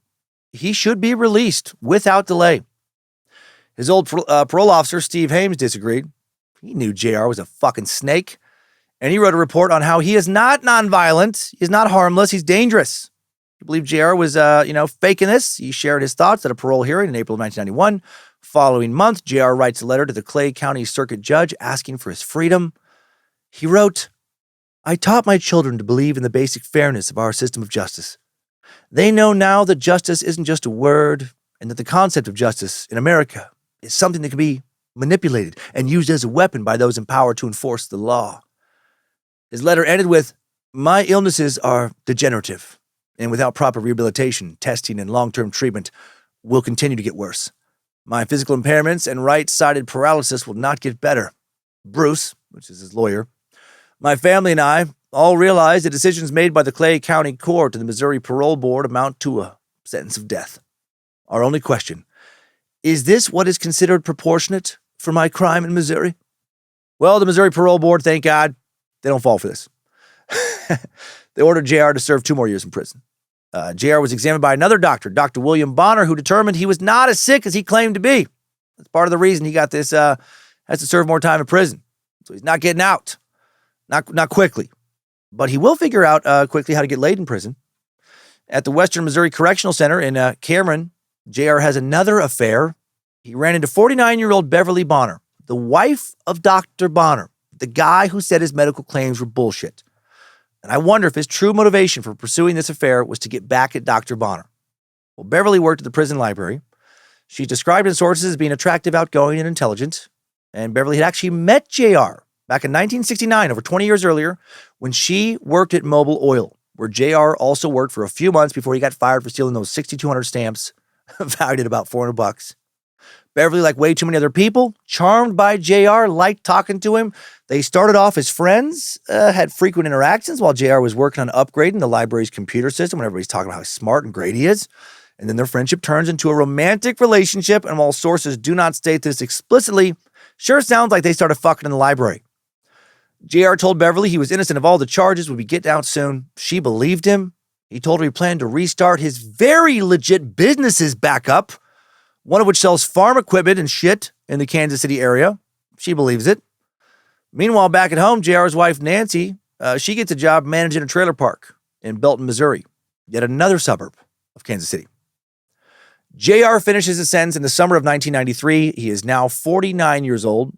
He had been sentenced to 6 to 19 years in prison. He served the minimum 6 years. He wants more money, starts dreaming up some new scams. Also, he is still fucking Beverly, the prison librarian and wife of the prison doctor, who would not help him get out of prison early. JR could sense that Beverly wanted more out of life and took advantage of that longing. He told Beverly that he needed a business partner, and she started divorce proceedings. How happy did that make JR? He's getting revenge on Dr. Bonner. How dare that guy, be good at his job. The Bonner's divorce will be finalized in February of 1994. He did it. JR, meanwhile, continues to be married to Nancy, while he and Beverly start spending more and more time together. These two are now working together to reinvent his old fake company, Hydrogrow. Beverly is now listed as the president of the company, and a guy named James Turner is the company secretary. James Turner, just another one of JR's aliases. JR will ask Beverly to sign some blank pieces of paper, telling her that when she goes overseas for work, he'll use the paper to write letters to her family, as if she couldn't do that herself. Uh-oh. Beverly's family soon starts receiving letters about her travels and how much fun she's having. One of Beverly's letters describes a real street in Amsterdam, a street that JR and his family just happened to have visited during a trip to Europe in the 80s. Before Beverly left for her travels, JR rented a storage locker at Store More for Less in Raymore, Missouri. Nancy had rented a unit there in the past, and around the time Beverly left for her quote-unquote travels, JR was seen unloading a large metal barrel from his vehicle, a vehicle that belonged to Beverly Bonner. He put the barrel inside the unit, locked it up, and drove away. That son of a bitch murdered Dr. Bonner's wife. How clever did he feel? Well, Beverly's friends and family never saw her again after 1994. One of her sons passed away in 1995. She did not return from her travels to attend the funeral, which of course caused a lot of concern. Some people did think she was traveling or maybe to run off with some other man, but a lot of others thought that she was dead. But no one received notification of her death, and some family members were still receiving letters from her. But of course, they were not from her. They were letters from JR. Beverly's mother received her last letter in early 1997, postmarked from Russia. Said Beverly would be traveling to China soon. According to authors Douglas and Singular, JR had managed to find a service that concealed a letter's point of origin, and he could fake an overseas postmark. I hate this guy, but holy shit, he was good at this stuff. The forwarding address in the letters was a mailbox in a commercial mail center called the Mailroom in Olathe, Kansas. JR rented the mailbox in Beverly's name. Since her divorce was finalized, Beverly's ex-husband had been mailing $1,000 a month in settlement checks to that P.O. box, and JR will collect those for 18 months. He cashed all 18 checks. I bet he had a big shit-eating grin on his face while he did. And now, despite all the absolutely terrible things this living demon has done, JR is about to sink even lower. In 1994, two more women would fall victim to John Robinson's promises of a better life: 49-year-old Sheila Faith and her physically disabled 16-year-old daughter, Debbie. Debbie Faith had been diagnosed with cerebral palsy as a child. Sheila and her husband, John, were her primary caretakers until Debbie's dad sadly passed away from cancer in 1991. After his death, Sheila was now Debbie's sole caregiver. Sheila and Debbie were living in Southern California, but they had to look for a new home because the cost of living became too high. They lived off of just $1,600 a month in Social Security, plus food stamps, and Debbie's medical needs were expensive. Debbie was also diagnosed with spina bifida. Despite her disabilities, she was an upbeat person with a good sense of humor. She liked to race other wheelchair users at the mall, sometimes would call TV psychics to ask them to predict her future, tried her best not to let her pain get to her. She dreamt of becoming a physical education teacher. Sheila was a great mom, but also lonely since her husband John's death. She put out personal ads, used online chat rooms to combat her loneliness. Just the early days of the web, the new chat rooms. 1993, Sheila and Debbie moved to Watsonville, California, a city just south of San Francisco. Then, too expensive, they relocate again to Pueblo, Colorado this time after Sheila gets involved with a man there. After that move, Sheila continues using online chat rooms, starts a new long-distance relationship with a man who lived in either Kansas or Missouri. He was a farmer named, his name was John, as in John Edward Robinson. Old JR, the salt of the earth good guy. As the relationship intensified, John and Sheila started talking more and more over the phone. He soon asked Sheila to live with him, promised to get Debbie into a special school for disabled people. Sheila thought John was, quote, her dream man. They planned to visit Kansas in the summer of 1994 during a trip to Texas. And then one day in that summer, JR, he just fucking showed up in the middle of the night. He drove all the way to Colorado to pick him up. And now Sheila left almost everything she owned behind. Her neighbors were shocked just to find her gone one day. And then Sheila and her daughter, of course, never heard from again. Before she left, Sheila asked her neighbors to check her mail while she was on her trip, which would include Debbie's disability check. But then those checks never showed up. Her mail instead ended up getting forwarded to the mailroom in Olathe, Kansas, to that box rented by James Turner. Years later, the owner of the mailroom would say that a man who looked an awful lot like John Robinson, as in identical, started picking up Debbie's checks in 1994. And he would end up picking up 152 checks worth more than $80,000 in total. After Sheila left Colorado, her brother William Howell started receiving letters from her. Always the letters with this guy.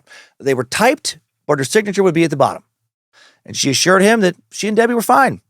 But of course, they were about as far from fine as you can get because they were both dead. By the end of 1995, life is going pretty well for JR. How fun. Couldn't happen to a better dude. He turned 52 on December 23rd. He scammed and pimped enough people to allow him and Nancy, they're still together. They're still married, to purchase a $95,000 two-bedroom ranch house and adjoining lot in Big Pine Key, Florida. JR wanted the home to be a gift for his oldest son, John Jr., who just had his first child. JR is a proud grandfather now. JR and Nancy originally planned to build a new home on the adjacent lot, but there was a sinkhole, which made building impossible. Well, so at least, nature fucks him over a little bit here. JR and Nancy moved from Belton, Missouri to a different trailer park in Olathe, Kansas called Santa Barbara Estates. Nancy got a job as the manager of 484 units of this park. JR continued running his business that didn't make any legal money. He started yet another company called Specialty Publications, which supposedly published a free magazine about the mobile home industry, and it relied on advertisements to make money. It seemed like it was kind of legit, but I don't think it had the circulation that he claimed. Every morning after Nancy left for work, JR would turn on one of his 3 computers now and start browsing the web. He would spend most of his free time exploring online chat rooms, which allowed him to talk to women all over the world. And he especially, unsurprisingly, enjoyed discussing BDSM sex with submissive women in the new sexually themed chat rooms popping up around the world. He could be anyone he wanted in these chat rooms. Sometimes he portrayed himself as a wealthy entrepreneur. Other times he's just a simple farmer. He would use the names Jim Turner, JT, or the Slavemaster if he was visiting a BDSM website. I told a number of women he wanted to be their partner and financially support them. He asked several of them to move to Kansas where he could help them get a job. They could pursue their dom-sub relationship. JR's favorite sites were Gorian chat rooms. I had not heard of these before. According to authors Douglas and Singular, Gorian is a subtype of BDSM that has no safe words and no rules. Submissive people are expected to obey dominance without question. The authors wrote the Gorian concept had been laid out in 25 science fiction novels about the planet Gore, written by a philosophy professor named John Norman. On Gore, all the women were slaves to men and had to satisfy their every sexual desire. Since the book's first appearance in the 1960s, the Gorean novels had gained a cult following and were highly valued by book collectors. With the development of the internet, Gorean adherents also had a strong presence online. Cyberspace was the perfect place to meet people with like desires. 93-year-old John Norman, born in 1931, still writing new books for this series. First book came out in 1966. Most recent came out a few months ago, April of this year. The 38th book in this series. Just won't quit. JR was drawn to Gorean relationships because he got off on having total control over women, sexual and otherwise. In addition to using the web to delve deeper into his sexual obsession, JR also used the internet to search personal ads in Kansas City's alternative local free weekly paper, called Pitch Weekly at the time, originally called Penny Pitch. It's now just called The Pitch. And Pitch Weekly had two personal ad sections: romance, the dating connection, and wild side, for people who wanted unconventional relationships. Oh my. In the wild side section, one of the ads JR found that he liked was posted by a woman in her late 20s named Alicia Cox. Hell yeah. Fucking wild side, lady named Cox. Alicia's ad said, SBF, straight black female, looking for mature male to take care of me. I'll take care of you. I'm sure he let out some equivalent of, "Hail, Lucifina!" Alicia was an aspiring radio personality working as a receptionist in Kansas City, had a daughter who lived with her mother in Salina, Kansas. JR answered her ad. They struck up an agreement.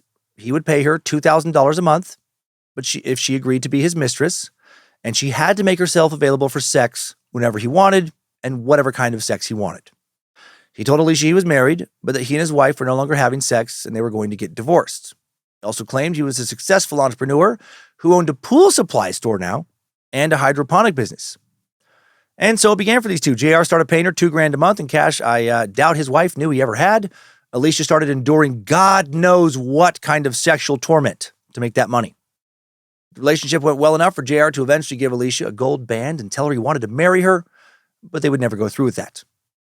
After a few years of this, I think a few years, it's not made totally clear exactly when these two began their arrangement. In the fall of 1998, Alicia wanted JR to help her get a job in entertainment. She gave him some of her publicity photos to distribute. He told her he needed some documents that had her social security number and signature on them to help. Uh-oh.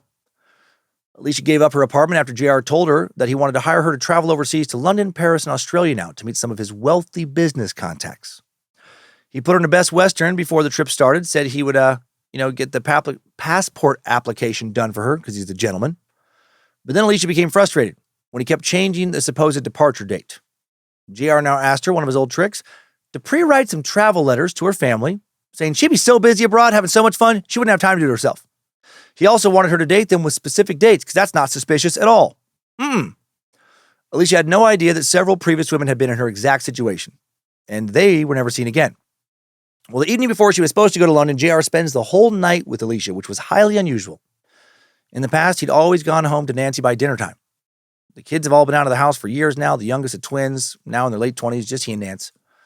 He arrived at the hotel in his truck. Alicia noticed that the truck had a trailer hitched to the back and a rack of clothing on the bed. Next morning, she woke up around 5 a.m., which woke JR, and he seemed irritated that she was already awake. He then left the hotel, saying he had to go run some errands. Asked her to meet him in a restaurant at 10 a.m. to prepare for the trip. Alicia waited, but he never showed up. She called multiple times, but he never answered. Alicia was now jobless and homeless and moved in with some family. Then a few months later, she puts another ad in the Pitch, advertising herself once again as a submissive looking for a dominant, someone to take care of her. And again, JR responds. And they resumed their affair after John came up with some bullshit excuse about why he had freaked out and left her high and dry. Something about, complications with me and my wife's divorce. Who the fuck knows exactly what lies that dude told. He and Alicia's second go of it went well enough for her to give JR power of attorney now in the summer of 1999.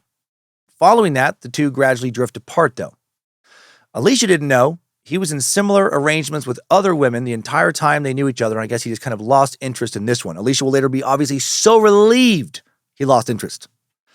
She came to believe that the day that she had woken up earlier than JR in that hotel room, that was the day he originally planned on killing her. Okay, backing up a bit. By the mid-90s, JR was extremely busy maintaining multiple online and real-life affairs with various women. He was chatting up ladies in Texas, Kentucky, Tennessee, England, Canada, elsewhere. and he'd asked several women to sign slave contracts. Here is an excerpt from one of these slave contracts. Slave contract. This contract signals the end of your old life and the beginning of your new one, slave. I'll be tattooing you with the barcode because you are now a piece of meat I have bought, one that I can sell. I own you, especially your holes. They are no longer your own, they belong to me. But I do expect you to keep them clean. Seriously, it's been a problem in the past. Keep your holes clean, slave. There's nothing worse than a dirty piece of meat. Wipe your bottom, like thoroughly wipe it. Don't skimp on the soap when you clean yourself. And keep up with your grooming in general, slave. Brush your teeth at least twice a day. Floss at least once. I don't want my slave getting gingivitis. Get outside and get some sun each day as well. No one wants a pasty-ass slave. This master wants a tan, fit slave. Be sure and keep working out. Clean, good-smelling, happy slave. Be sure and take care of your mental health as well. Talk to a licensed therapist if you need to. Like you're a worthless slut and stuff, but I care about you and I want you to be a happy and fulfilled slave in life and whatnot. Don't just watch mindless TV, it rots your brain, slave. Read a book here and there. Eat your vegetables. You can never eat too many vegetables, you filthy fucking slave. No, he didn't say that. That's not what the contract said. But we do have a copy of the contract, and here's what some of it actually said. Slave contract. This is the basic contract that may be used between a master and a slave. Of my own free will, as of this date, I, name of slave, hereinafter called slave, hereby grant name of master, hereinafter called master, full ownership and use of my body and mind from now until I am released. And then towards the end of the contract, it says, I understand that my master has my ultimate physical, mental, and spiritual well-being in mind and will strive to be worthy of his pride in all my endeavors. I will at all times maintain a safe, sane, and consensual relationship. But will this relationship be sane? Is that even possible? Can you actually give consent to someone sexually when you have no idea how far that person's going to take things? All right, let's now head to 1997. Before JR and Alicia split up, meet another one of the women JR was having an affair with. In 1997, JR also was chatting to a woman named Isabella Luicka, young college student from Indiana. Isabella was born in Poland, not even going to say anything bad about it this week, in 1979. Both of her parents were scientists trying to escape the communist regime. In 1993, the family obtained permanent visas, moved to the U.S., settling in West Lafayette, Indiana. Isabella was 14 at the time. Her father had gotten a job, with the physics department at Purdue, and her mom got a job as a research assistant. Isabella was a talented artist, interested in painting, pottery, and fashion, also known for her gothic look.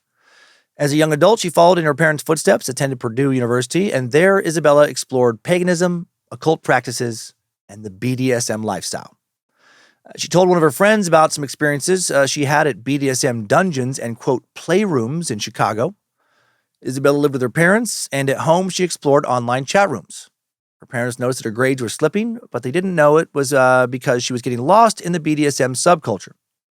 In 1997, Isabella started chatting online with a man from Kansas, and she wanted to meet him face-to-face. He told her he was an international book agent and that they would love to hire her as his secretary. They were both obviously very interested in BDSM, and he said he wanted her to illustrate some BDSM manuscripts he had been working on for publication. In June of 1997, Isabella left Purdue to travel to Kansas, told her parents she was going to do an internship with the man she met online, but was vague about the details. Once she got to Kansas City, he sent her parents her new address, or she sent her parents her new address, but she did not reach out to them after that because she thought they disapproved of what she was doing. Her parents waited to hear from her for 2 months, then decided to drive to her address and look for her. They were surprised to see that the address was just a mailbox in Overland Park, Kansas. And the company would not give out the address of the owner. The Luicka stayed in Kansas City just a day. They had no idea where to look for their daughter, and then returned to Indiana. They did not talk to law enforcement. They just waited. They just hoped Isabella would return to Purdue for the fall semester, but of course that would not happen.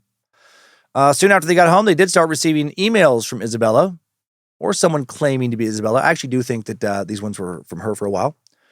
Her father did sense that something was off, though, so he started to write to her in Polish, and then Isabella would respond to him in Polish, and also with information that only someone in her family would know. So she's still alive at that point. She did not tell them what she was doing in Kansas City. Her parents worried that if they went to the police, she would completely cut off contact. Court TV later published excerpts from her emails to her father. Isabella once wrote, "What the hell do you want? I will not tolerate your harassment." Around Thanksgiving of 1997, Isabella's father emailed her in Polish asking her to call. Isabella responded also in Polish, "I have told you I'm happy, I'm well, I have a wonderful job and a wonderful man in my life who loves me. I want to be left alone. I don't know how I can make that any clearer." So maybe she was being told what to write by her slave master, part of the contract. I'm guessing JR, probably loved manipulating his victims into turning their families against, or turning, against their families before killing them. 1997, Isabella filed for a marriage license with a man named John Anthony Robinson. John Anthony, would you know it, had the exact same birthday, year and everything, as John Edward Robinson. 1998, Isabella enrolled at Johnson County Community College in Kansas with the last name Lewicka Robinson. Wore a wedding ring on her finger, talked to her classmates about her much older husband. Yeah, JR is now 54 and she is 19. And that is not gross at all. Oh, not even a little bit predatory. Oh, man, this guy's a regular Dane Cook. If you know, you know. In public, JR introduced Isabella as his adopted daughter or his cousin from Czechoslovakia. So that's cool. Getting her to hide her country she's from, make it harder for people to track her down when she disappears. Also tried to distance himself from her when they met business associates because her gothic clothing embarrassed him. When Isabella was asked why she didn't live with her husband, she said it was because of how people treated them rudely because of their age gap. What Isabella did not tell many people was that she had signed a 115-item contract that gave JR control of her life, made her his living fuck doll. And in return, he agreed to support her financially so she could spend most of her time studying, painting, reading, and I'm guessing, icing her pussy, mouth, and butthole. Taking lots of Tylenol, Advil, other painkillers, and anti-inflammatories. March of 1998, JR leased an apartment in Olathe, Kansas for Isabella. Told the property manager he operated a business called Specialty Publications. Would use the space to train employees before they went to their company's headquarters in Nashville. He also said tenants would be young women and they would mainly work at night.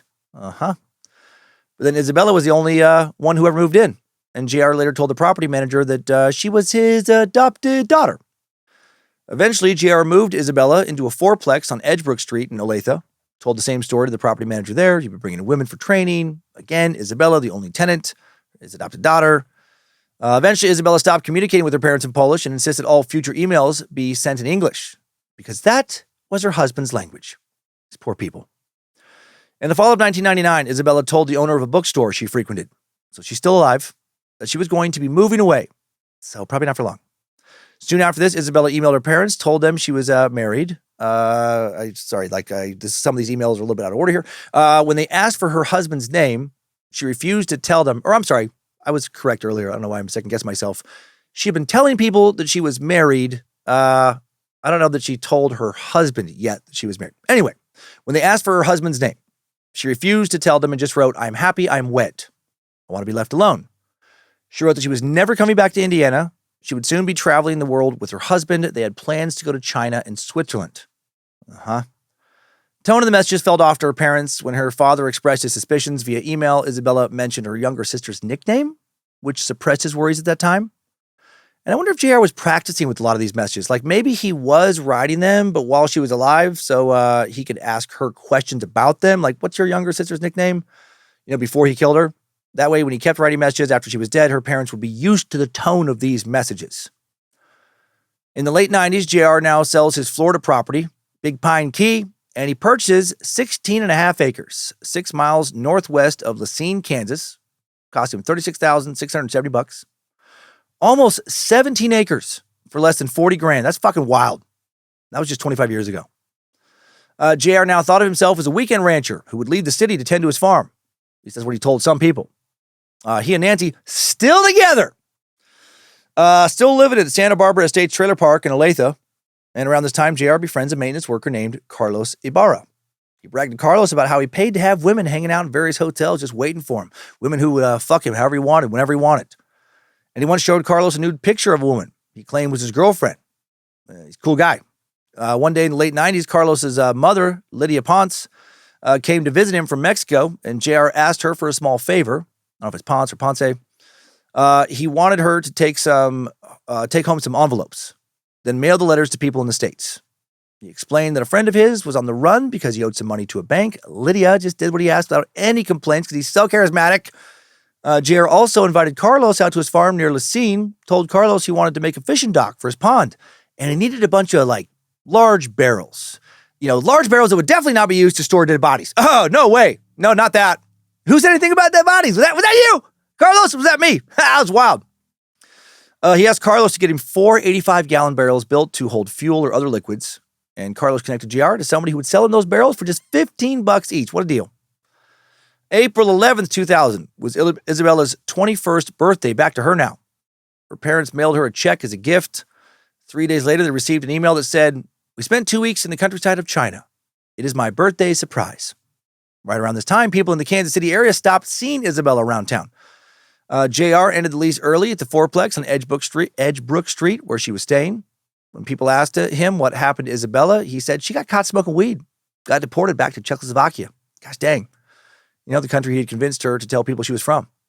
His wife, Nancy, who was actually aware of this affair, but still stayed with him. What kind of fucking dirt does he have on her? Or is her self-esteem just completely fucking eviscerated by this point? Just nothing left. She also noticed that Isabella was gone, but of course, doesn't go to the authorities. During his affairs with Alicia Cox, Isabella Lewica, and other women online, JR was also talking to his childhood friend, Barbara Sandre. JR and Barbara had known each other since 1963. They met when he was 19, and she was just 15. And they stayed in touch for decades. Barbara eventually moved to England, started a translation business there. She and JR reconnected in 1998 after about 5 years of no communication. Barbara actually gave him some of the money he used to buy his farm. JR now wanted Barbara to visit him in Kansas City, but first he was going to send her a letter, and he wanted her to mail it back to the U.S. Barbara mailed 2 pre-addressed letters for him. It's fucking crazy how many people this dude talked into helping him run various scams. I'm not mailing shit for anybody. You mail that shit yourself. Leave me out of it. Barbara and JR started talking every day. She even visited him in Kansas like he wanted. Then Nancy found something with Barbara's address on it, and for some reason, this affair pisses her off. She's furious. She writes a letter to Barbara herself, telling her to get the fuck away, that she is JR's wife. Why? Why are you fucking proud of being his wife, Nance? Barbara now sent an angry email to JR, but he insisted Nancy was not his wife. No, she's a former babysitter for his grandkids. She's crazy. She's harassing the family. And Barbara believes this and ignores Nancy now. JR had led her to believe that if she moved to Kansas, they could have a real relationship. So she does move overseas back to the States in July of 1999. JR acts as a co-signer for her new apartment. They open up a joint checking account, start working together at his publishing business, which is fake. A few months later, Barbara moves into a duplex in Overland Park, Kansas. And quickly she notices that JR only visits her for sex. And he only comes during the day. On one of the rare occasions they went out, he picked up a stun gun that he purchased in her name. Barbara ultimately decided to move to Canada. She got tired of his shit. She and JR are still talking, though. And he's talking about joining her in Canada in the spring of 2000. They agreed to pool their resources, and for some reason, she will be the main earner once he's living up in Canada as her, fiancé or whatever. She doesn't know, but she is now JR's escape plan. If he gets in too much trouble in the States, he thinks he can bounce on out of the country. She also doesn't know that JR is, talking to another woman in Canada, in addition to all the other women he's talking to. This other woman is Laura Remington. Laura was a wife and mother living in Halifax, Nova Scotia. Oh, Halifax. Any longtime Spacer listeners know I love that place. Anyway, she was in her early 30s when she met JR. Laura, cool name, enjoyed, of course, BDSM chat rooms and had met a few close friends online. In 1996, Laura started chatting with Suzette Troughton, a young woman from Monroe, Michigan. They spent hours talking and learned they had a lot in common. Suzette was the youngest of 5 children. Her parents were married, divorced 3 times. Suzette also, like Laura, dealt with a lot of emotional issues around her weight. I wonder if it doesn't say in sources, but I wonder if her parents, the way they word it sounds like they got divorced 3 times, but then came back to each other, which is fucking crazy. That's quite a relationship. She once attempted suicide, sadly, by shooting herself in the stomach. Oh, that sounds like an especially painful way to do it. But she survived, of course. By the time she was in her mid-20s, she was a happy person, searching for more in life. She was a healthcare worker who assisted elderly patients, and she wanted to go to school to become a nurse. Another one of Suzette's online friends was a woman named Tammy Taylor from Ontario. All three women chatted online often, talked about their lives and their interest in BDSM. And in 1998, Suzette and Laure met up in Detroit for a weekend-long fuckfest, but they both agreed that what they really wanted was some dick. They wanted a relationship with a man. A year later, Suzette and Tammy meet up in person and get it on. Puss on puss. Then in 1999, Laure mentions that she is still seeking a dominant male partner. And Suzette tells her about JR, this great businessman from Kansas, who calls himself the Slavemaster. Suzette first met JR in the spring of 1999 in a BDSM chat room called Silk and Steel. He told her he was building a new website for the International Council of Masters, that secret BDSM society JR claimed to be a part of that I think he entirely fabricated. And Suzette offered to help him build that website. They emailed regularly. Suzette told him things about her life, which JR used to his advantage. He said he needed a caretaker for his elderly father, a man named, oh boy, haven't heard this name in a little while, Papa John. Oh, hell yeah. Better BDSM brutality. Better slave masters. Papa Doms. Do you love pepperoni, slut? Do you love sausage? Do you want my sausage, slave? Beg for me to come on your pepperoni nipple, slut. You want extra cheese, don't you, slave? You want me to stuff your crust? Papa Doms will stuff the fuck out of your crust, slut. Fill it full of the master's cheese. Papa Doms, Papa John's. He wanted Suzette. Back to JR now. He wanted Suzette to travel to Kansas to be with him. And Suzette, who's having trouble paying her rent and living expenses, happily accepted. She sent her friend Laure a photo of JR, and Laure will now eventually reach out to JR and chat with him in another one of his handles. Erudite Master, or Erudite. Laure was concerned for Suzette when she talked about her job opportunity with JR. Tammy was also skeptical. Suzette told him she could earn $65,000 a year, travel to places like Hawaii and Hong Kong. She did mention that she'd probably be expected to, have sex with her boss, but she was into that. Laure advised her against it. Suzette was determined to go, though. JR paid for her flight in the fall of 1999, had a limo pick her up. Oh, hell yeah, at the Kansas City airport. Suzette brought her two Pekingese dogs, Pika and Hari, with her.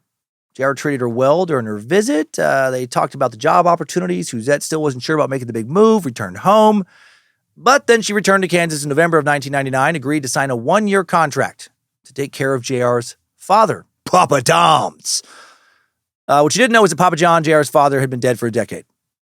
In mid-February 2000, Suzette left Michigan for good. She arrived in Kansas City, February 14th. She didn't start working right away. JR put her in a motel called Guest House Suites in Overland Park. He would show up occasionally for sex or to take nude photos of her. Suzette didn't do much, besides email her friends and family. And she had to put her dogs in a kennel because the motel didn't allow pets. Oh man, the sad choices people make when they're desperate. In the last week of February, JR told her that she would be going to California soon. Great news.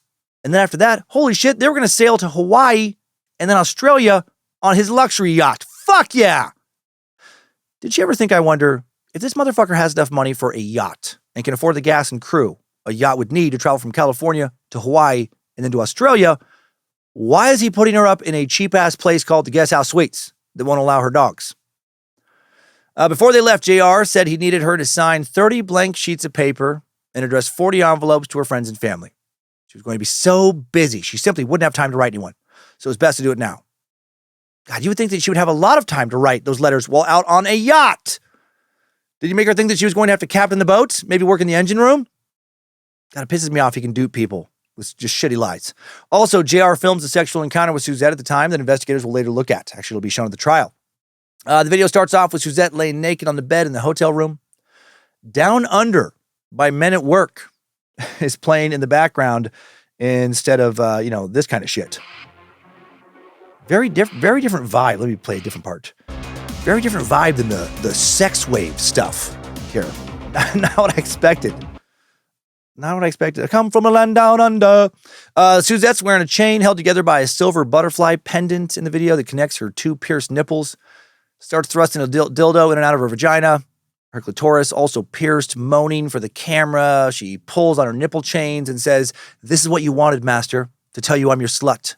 Your ass, your cunt, your lips, everything is yours." "Who are you?" Robinson says off camera. "Your slut, your slave," she says. "Whose pussy is this?" he asks. "Are you a whore? A slut? Do you like your cock, bitch?" "Yes, master." Robinson, also nude, now appears on the screen, kneeling on the bed. Suzette goes down on him. While she does, he hits her several times in the back with a leather flogger. He spanks her. Then they figure out how to use this thing called a transcutaneous electrical nerve stimulation unit, TENS, used to stimulate genitals with a small electrical charge. Suzette seems to enjoy it. She seems light about everything, giggling. JR, the slave master, never smiles, very serious, never seems to relax, almost seems embarrassed. She mounts him. He calls her all kinds of names again, whore, bitch, slut, etc. He tells her, quote, the most important thing you are in your life is my slave. Pulls her hair, slaps her ass, you get it. Before spanking her and finishing, he asks her, bending her over his knee, he asks her, did you sign the contract? She nods yes. Would you give your life for your master? Yes, master, she says. And then when he was done, how is this for a circus trick? Suzette now positions herself directly in front of the lens. She's standing up, and 3 golf balls fall out of her vagina. Oh, okay. I did not see that coming at all. So many questions. How long have they been up there? Were they used golf balls or new ones? Well, is he going to play 18 holes with them later? Did he put those golf balls into her pussy? And how was his dick in there with those 3 golf balls? Vaginas are so mysterious. 2 a.m., February 29th, 2000 now. Suzette and her friend Laura Remington exchange emails. They emailed again around 8 p.m. Suzette chatted with her friend until 3 a.m., most likely because she believed she wouldn't have internet access for a while. She and JR were supposed to leave later that day to go to California. She was going to have to break down her desktop computer. Suzette called her mom at 1 a.m. to tell her about her travel plans. Then on the morning of March 1st, 2000, JR called Suzette at Guest House Suites to tell her it's time to leave. But before she left, he wanted her to see his property near the scene, see the farm. And then she's never seen again. At 11:43 a.m. that morning, somebody made a phone call from the trailer at the farm. 2 hours later, that'll come up in court later. 2 hours later, JR checked out Suzette's dogs from boarding. He was captured on security cameras, paying for Suzette's room at the motel. Stopped by his unit at Needmore Storage in Olathe to drop off some of her belongings as well. JR took Suzette's dogs to Santa Barbara Estates, left them outside of Nancy's office, called Animal Control to report 2 loose dogs. They're picked up by Animal Control Officer Rodney McLean. He notices that they were 2 purebred dogs, well-groomed, friendly, obviously not strays. He took them to the shelter, and they were scheduled for euthanasia March 9th if they were not adopted. March 6th, a local couple named Vicky and Dan Wagner adopt the female dog. Later that same day, volunteer Ginny Holbert gives the male dog away. And is anyone else super relieved that these dogs ended up okay, but also sad they were separated? Yeah, me too. And also Bojangles. Man, people dying in this episode left and right. And when polishing up the research, I didn't feel too much of an emotional reaction to a lot of that. But suddenly 2 little dogs are dropped off at a kill shelter, scheduled for euthanasia. And I'm like, no! Oh, you motherfucker! No, please! I can't take it! March 2nd. JR reassembles Suzette's computer, spends hours going through her email to get her passwords, other data. He studies her writing style, her contacts, begins sending emails to her friends, letting them know that she has started her trip around the world. He's got this grift dialed in. March 6th, Suzette's mother, Carol, receives a letter signed by Suzette. She is immediately suspicious, though. She thought the letter was too detailed. It was written on February 28th, supposedly mailed from the West Coast, but postmarked from Kansas City. Slavemaster getting lazy. Carol then received a letter from San Jose, California that said, well, I'm off on the adventure of a lifetime. She noticed this letter had no spelling errors, which was highly unusual for Suzette. JR must not have studied her writing style too closely this time. Then by mid-March, Carol had not heard from her daughter for 2 weeks. Also unusual. March 21st, Suzette sent her an email informing her that she was departing from California. Again, felt like it was written by somebody else. So Carol decided to report Suzette as missing to the Lenexa Police Department, Lenexa just north of Olathe, Kansas, another Kansas City suburb. Detectives looked into recent dog adoptions at local shelters after Carol told them about Suzette's missing dogs. They find Dan and Vicky Wagner, who had adopted Suzette's female dog. When an officer called the dog Pekka instead of her new name, the dog perked up right away, responded as if she recognized that name. So now they know that in all likelihood, something very bad has happened to Suzette. Another thing that was missing was Suzette's furniture. The police found a storage locker in Raymore, Missouri, just across the border from the scene. As mentioned earlier, JR rented a unit there. Detectives set up a camera at the facility, asked the manager to keep an eye out, but JR never came back during the surveillance period. Fortunately, Suzette had given her mother JR's home, cell, and pager numbers. And now Carol decided it was time to call him, this poor woman. He told the extremely worried mother that Suzette had in fact not accepted his job offer. Oh man, instead went on a trip around the world with some other dude named Jim Turner, one of JR's commonly used aliases. He claimed Suzette emailed him, said she was having a great time. Carol does not buy this fucker's bullshit. She is more worried than ever, and she told him she was going to the police. JR panics, tries to talk her out of it, saying his daughter once went to Europe, behaved the same way that Suzette was acting. She'll contact you soon. Let's all be fine. Well, Carol followed her gut instinct, responded to the entire suspicious conversation to the police. JR now knew the cops were onto him again. He'd had the cops talk to him about his various crimes literally his entire adult life. But this time felt different. This time he worried he would not be able to talk his way out of the situation. So he starts making plans with his old buddy Barbara Sandre about moving to Canada to go live with her. He knew that his time was fucking finally almost up in the States and wanted a way out. Late March of 2000, the Lenexa PD learned about Suzette's online friendships with Laura Remington and Tammy Taylor. The two women were questioned, asked to provide information about Suzette's online relationships. Laura only knew John Robinson as JRT, or JT.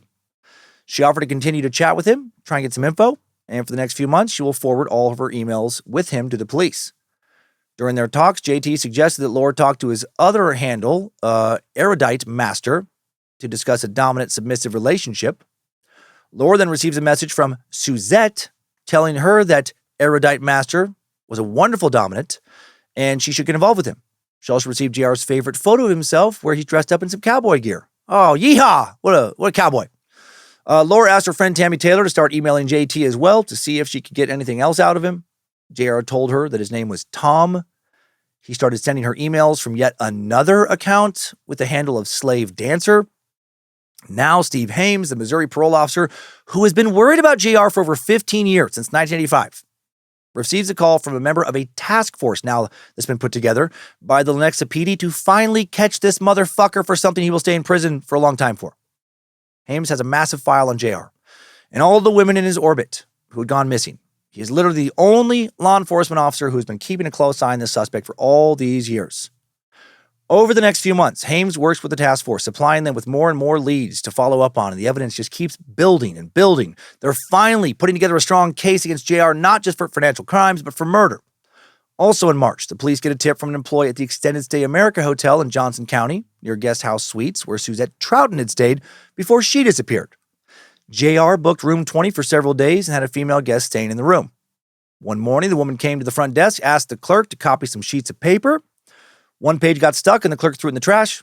Looking at it later, he saw that it was a document that gave a man total control over a woman. That's slave contract. At this time, it was routine procedure for Kansas City police departments to have businesses submit lists of long-term guests. And when a detective came to Extended Stay America to pick up this list, the employee handed him a copy of that slave contract.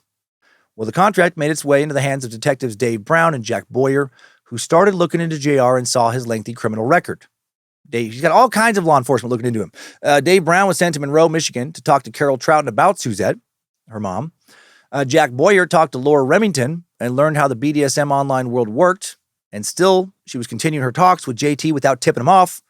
Meanwhile, Detective Don Lehman is following JR around Kansas City and into Lacine. He's got people surveilling him.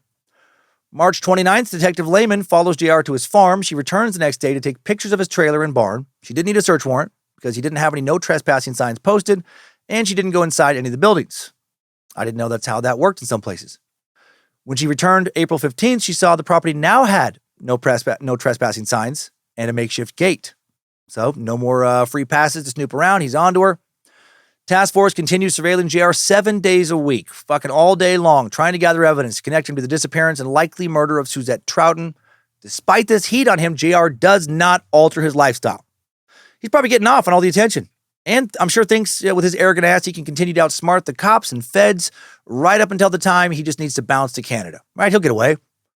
April of 2000, JR begins another affair with a woman named Vicki Newfield, this time a psychologist from Galveston, Texas. My God. Vicki had been exploring the BDSM world for the past 5 years. She was divorced, had 2 kids, and in the spring of 2000 started chatting with JR on a BDSM website. She'd lost her job March 10th, needed financial support, so she posted an ad online seeking a long-term relationship with a dom, and JR responded. Vicky told JR she was looking for work, a sexual relationship, wanted to merge the two. He said he was a divorced businessman. If she sent her qualifications, he could arrange job interviews, help her get her therapy license back even in Kansas City. And they agree to meet. April 23rd, 2000, Vicky drives 700 miles with her dog, checks into an extended stay American Overland Park, and this time law enforcement knows she's coming. A task force surveillance team set up in an adjoining room and would listen to everything. JR shows up at 9:30 the next morning, tells Vicky he's running late because he'd just gotten back from a business trip. JR wants Vicky to sign a slave contract. She's hesitant about some of the terms, but she does sign. JR said that if they had good chemistry, they could pursue a real dom-slave relationship, and Vicky could live, or master-slave, could live with him until she found a job. And this conversation, or after this conversation, they removed their clothes. JR asked Vicky to, give him a blowjob. After she's done, JR shows her a duffel bag full of chains, ropes, collars, floggers, etc. for the next time they meet up. He then gives Vicky some money for food and abruptly leaves the hotel. Vicky was now having doubts. Yeah, old JR was never a real handsome man, but he's certainly not a looker right now. He's 56 years old, pudgy, bald. He's got some sort of spongy dick, compatible with fucking a vagina full of golf balls, so there's that. Part of his face doesn't move. She wonders if she should go home, but she felt that she couldn't because she signed that contract. As if that was a thing that would hold up in court. Come on! You're a fucking psychologist. You should know more than this.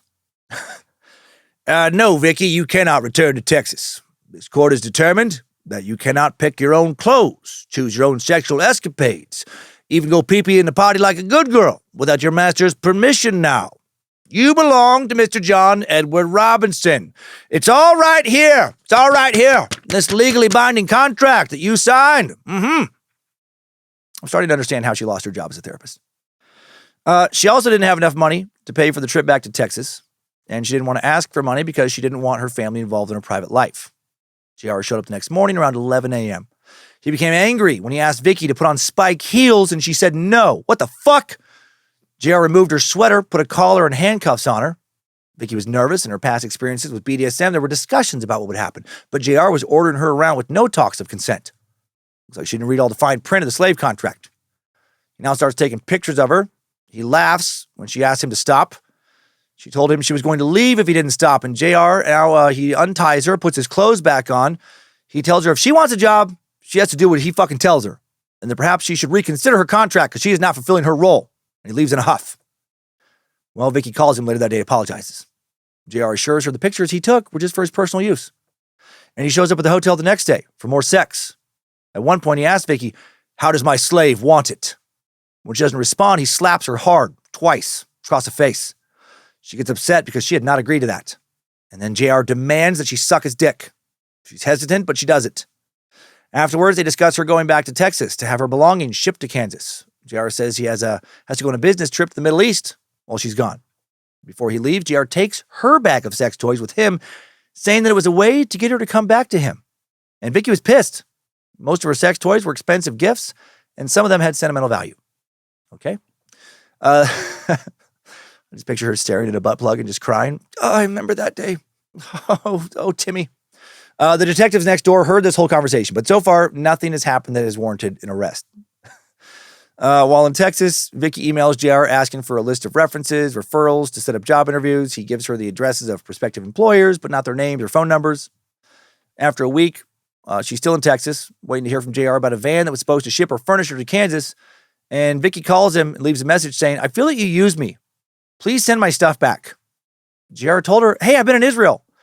Now he said he was secretly a colonel in the Air Force, and Vicky needed to trust him. My God.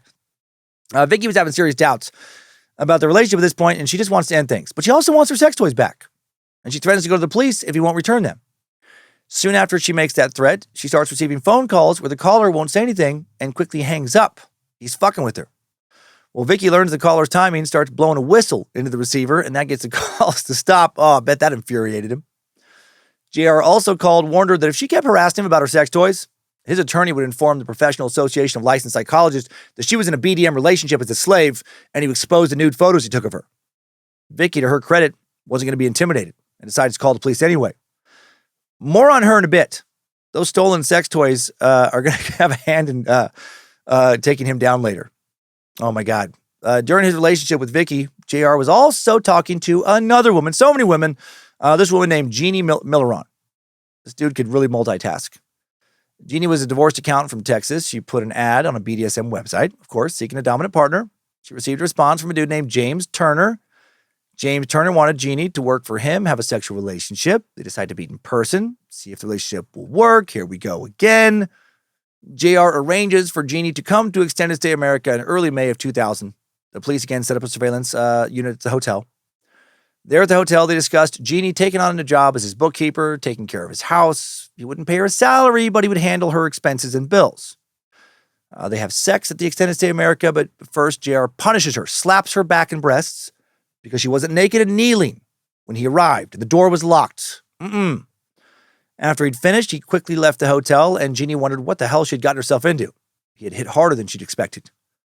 Jeannie spent the weekend by herself at the hotel. JR showed up on Monday, asked for her social security number now for insurance purposes. This makes her uneasy, and she gives him a fake number. Smart. He gives her $100 and instructs her to go back to Texas, close her bank accounts, get ready to return to Kansas around Mother's Day. And Jeannie does as he asked. She returns to Kansas in mid-May, meets JR at the guest house suites in Overland Park. The police not conducting surveillance at this location. When JR met her for sex this time, he was upset that she was not naked and kneeling in the corner with her hair tied back like he had instructed, so he punishes her again. He slaps her breast hard enough to leave bruises, then takes photos of the bruises against her wishes. And then after roughly fucking her, he leaves. Jeannie complains to JR that she was bored now, being alone so much. He gives her a bit of cash, tells her to go to the mall. That's not what she wanted. She now realizes they're never going to have the relationship she desired, and she feels angry and used, and she wants revenge. After one more horrible encounter with JR, Jeannie goes down to the lobby after he leaves, asks to see a copy of the driver's license of the man who paid for the room. And now she learns his real name is John Robinson, not Jim Turner. She's so upset she can't call the police, and the clerk helps her. May 20th, 2000, Jeannie gives an extensive interview with the task force. JR still under heavy surveillance. Recently, he'd caught on to the police, constantly watching him, and he put cameras around his home to give him a heads up when they were around. Meanwhile, his old friend Barbara Sandre, getting frustrated with him. She was expecting him to meet her in Canada in June, and now it was looking like that wasn't going to happen. Also, speaking of Canada, Laura Remington, still chatting with JR, trying to get more info about her missing friend Suzette Troughton. She didn't know the police had tapped his phone line, and on May 25th, JR called her and identified himself as James. And the two had phone sex for a while before she asked about Suzette. He is such a horny bastard. JR now tells her that he had a private investigator looking for Suzette. He learned Suzette and her lover had sailed around Mexico and claimed Suzette had stolen 10 grand from him. He said about her, quote, "I'm getting a profile of a fucking psychotic bitch who was fucking people for money and being a prostitute." Best defense is a good offense approach, I guess. Late May, Suzette Troughton's family starts receiving letters mailed from Mexico with her signature. Letters claim that she and Jim Turner were sailing around the coast. Also in late May, the police learn of a new scheme JR is pulling that is eerily similar to the Lisa Stassi and Sheila Faith cases. He was on top of everything else he's doing. Also talking to a divorced woman in Tennessee. For fuck's sake. Doing all of this while he knows a ton of cops are surveilling him. He convinces this Tennessee woman to come to Kansas with her child, also to bring in the title of her car. She planned to meet him in a few weeks. And not done. JR also in talks at this time with his 17-year-old mother who had recently given birth. He told her that she could come live on his farm near Lacine if she agreed to become his sex slave. His farm where he is still living, or at least on the weekends, going with his wife Nancy. The police learn about both of these new women he's talking to. They know they're in grave danger, and they need to arrest him soon. The DA's office prepares an arrest warrant for June 1st, 2000. That same day, some teens are playing loud rap music at Santa Barbara Estates. JR actually calls the police, and one of the teens ends up getting arrested and put in juvie. Fucking balls on this guy. This will be the last positive interaction JR has with law enforcement. He's arrested the next day. Just after 10 a.m., June 2nd, 2000, a group of plainclothes detectives surround JR's home, knock on the door. He lets them inside, look real nervous. Old Nance, OG sex slave, or maybe woman who just never let him pull that shit with her, had left early for work because she was mad again at JR. They'd gotten into another argument about Barbara Sandre. JR became more and more agitated the longer the police talked to him. Detective Boyer told him that a couple of women had recently accused him of sexual assault. He acted like he was shocked. What, who, me? JR was even more surprised when the detective brought up Lisa Stassi and Suzette Troughton. JR was now booked on sexual assault and theft charges for stealing Vicky Newfield's sex toys. God, I fucking love that part of the arrest. I love that the arrest that took down this clown, one of the two charges was related to him taking one of his BDSM slave sex toys. How fitting for the slave master. 3 detectives now search his home at Santa Barbara Estates, take a bunch of items to a crime lab, including 5 computers. Dude had 5 computers there. And took every floppy disk they could find. Also found the following items. A blank sheet of stationery signed by Lisa Stassi. An envelope. They found an envelope. Oh my God. Guys, check it out. I found an envelope. No, they found an envelope addressed to Marty Elledge, one of Lisa's relatives. Receipts from the Roadway Inn showing that JR checked Lisa Stassi out on the same day she went missing. Social Security forms for missing persons, Debbie and Sheila Faith. Credit card for James Turner. 2 sets of business cards for Hydrogrow with the names James Turner and John E. Robinson on them. Application for articles of incorporation for Hydrogrow from missing person Beverly Bonner. A fax of a credit card application signed by Beverly dated May 11th, 1998. The same day of the arrest, detectives executed a search warrant at Needmore Storage in Olathe, Kansas, and there they found missing person Suzette Troughton's passport application, birth certificate, social security card, fucking suspicious, 42 pre-addressed envelopes to her family and 31 signed sheets of paper. Slave contracts signed by Suzette, nude photos of Suzette, that tape from February 2000 of JR and Suzette having sex that I talked about, Suzette's journal, other personal belongings, missing person Isabella Lewicka's driver's license and Purdue ID card plus a slave contract, nude photo of Isabella Lewicka, photos of other nude women in bondage gear, and finally they found, thank God, Vicky Newfield's stolen sex toys, which she would get back to the great pleasure of her heart, but vagina, I am guessing. Oh, what a moist reunion they must have had. I just picture her taking the box of these sex toys, inside her home, opening them, just crying a bit when she hugs some of her favorite dildos, vibrators, nipple clamps, etc. All the while this song from Dirty Dancing is playing. Just really like an emotional moment. Just her staring at her toys. Just dancing around the living room. She starts undressing, flinging clothes around. The happiest she's ever been. Tears going down her cheeks. Other liquid going down her other cheeks. She has the most intense, joyous, thigh-shaking, quivering orgasm of her life. And owe it all to you. Thrust, thrust, thrust, thrust, thrust, thrust, thrust, thrust, thrust. That's probably funnier to me than it should be. I can't stop. This entire episode, I was just waiting to get to that part. It's so funny to me to think about just like this really just emotional reunion with this box of sex toys. JR's wife learns her husband has been arrested, and Nancy, old fucking Nancy Joe, when she notices all the commotion during the search of the home at the trailer park that she is managing. And she will soon be informed that her husband has been arrested for sexual battery. I doubt she was shocked. Nancy later revealed that she learned JR was visiting BDSM websites at least as far back as 1998. She asked him about it back then. He said he was exploring the internet, and that was the end of the conversation. Oh, typical Nance. Oh, don't ask, don't tell. What a great policy in her marriage. She just didn't want to know what he's up to because he probably figured he was doing some shady shit. The day after JR's arrest, on June 3rd, the police searched JR's farm near Lacine, Kansas, bringing cadaver dogs with them. They weren't finding anything during the first half of the day. Detectives started getting nervous. They weren't going to find the incriminating evidence they hoped. But then just before 1 p.m., a cadaver dog alerts them to 2 85-gallon barrels on the property. Soon, one of the officers notices a reddish liquid oozing from the lid and down the side. As the officer gets closer, they smell the distinctive scent of a dead body. When they open the lid of one of the barrels, they are hit by a putrid odor, and when they look inside, they see what seemed to be decomposing flesh. A body with its head pointed down, sitting in about a foot of rancid fluid. It was bloated and purplish. Oh my God. Inside the second barrel was a pillow on top of more human remains. This body seemed older than the one in the first barrel. Not sure why the pillow would be there. The first barrel contained a naked human in a fetal position. Once the fluid was drained, the medical examiner saw that the victim was a woman with long dark hair and a ponytail.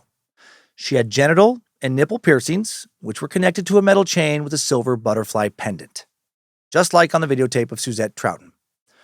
Piece of cloth covered her face like a blindfold. The woman suffered a skull fracture consistent with a hammer blow. The wound left bone debris in her brain. She got hit real hard. She had no defensive wounds, likely never saw the hammer coming for her. She'd been dead anywhere from a couple of months to a year.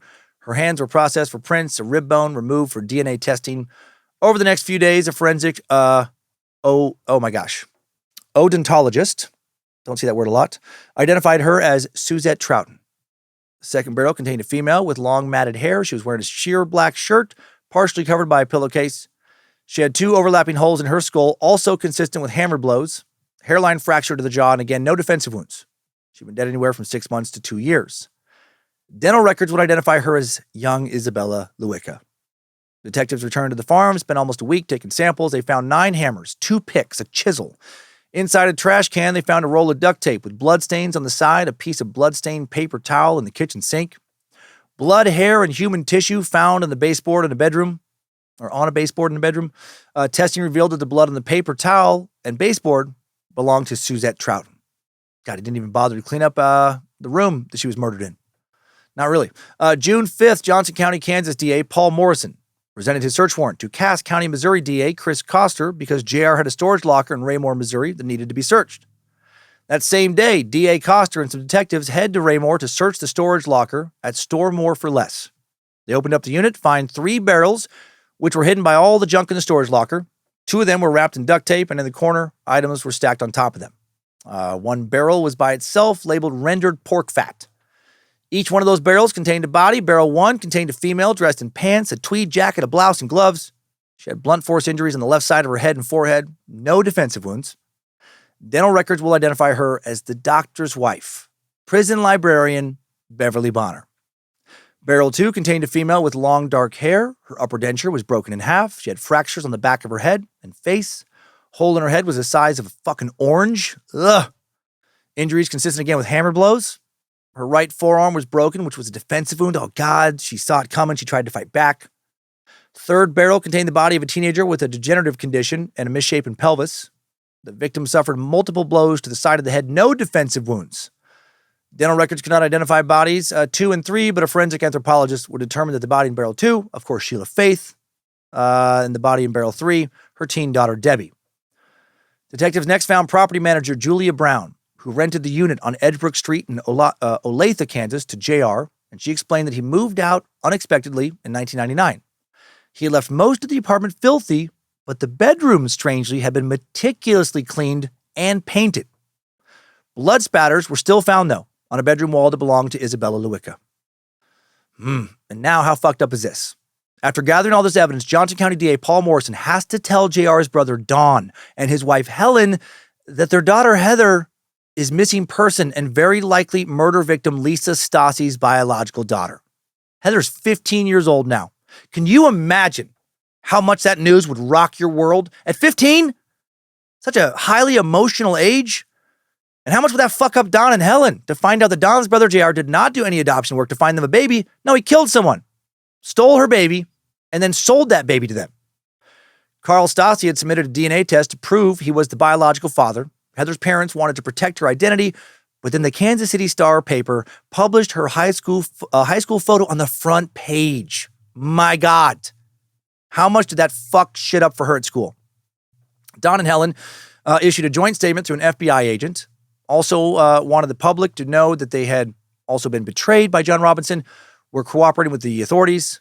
They had never kept Heather's adoption a secret. They had always planned on helping her find her birth family. Phew, man, but not like this. Their main focus was now helping their daughter get through this difficult time, that poor family. Nancy Robinson also issued a statement on behalf of her family. We as a family have followed the events of the last week in horror and dismay along with each of you.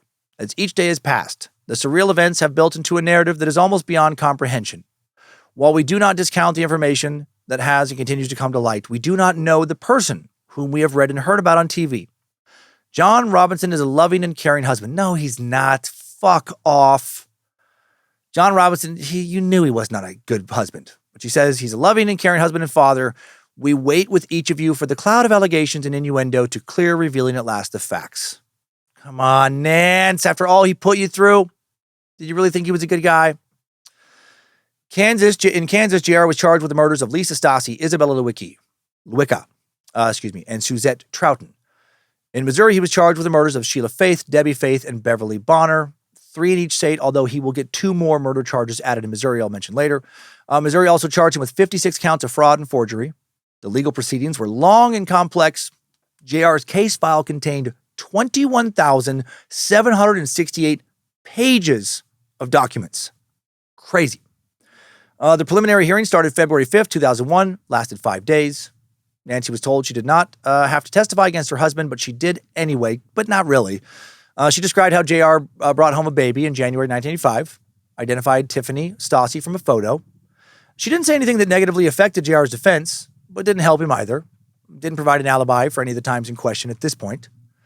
She was seen as stoic, as woman after woman testified about their affairs with JR. Douglas and Singular wrote in their book, "The grislier the details, the more bland her expression became." Weird. What was going on in her head? JR was ordered to stand trial on 7 out of 8 of the most serious charges against him. Jeannie Milleron's assault charge was thrown out. July of 2001, JR fires his legal team from the Kansas Death Penalty Defense Unit, hires Bob Thomas, young attorney who had graduated law school just months earlier, had no experience. And Thomas now files, I'm sure Thomas is just like his pawn now, just does whatever he wants. Thomas now files many motions to try and get all the forensic evidence thrown out, arguing that Detective Don Lehman took photos of JR's property in March of 2000 without a warrant, but she didn't fucking need one. May 9th, the judge rules that the photos did not violate JR's rights. Evidence will stay. JR's trial was delayed now due to the sheer volume of evidence both sides had to sort through to prepare his case. Once it gets going, it will turn out to be the longest trial in Kansas history. In the summer of 2002 now, JR's attorneys asked for a delay and at one point threatened to quit the case because they had not had time to do any independent DNA testing. They argued that the blood and hair belonged to someone other than JR or a victim. They also argued that JR was showing signs of insanity. In early September, Dorothy Lewis, a psychiatry professor at the NY School of Medicine and a clinical professor at Yale, this is fucking sad, examined JR. A defense motion stated Dr. Lewis indicates that Mr. Robinson has a history of severe physical and emotional abuse throughout childhood, resulting in episodic dissociative states. Oh, what the fuck? How are you a professor?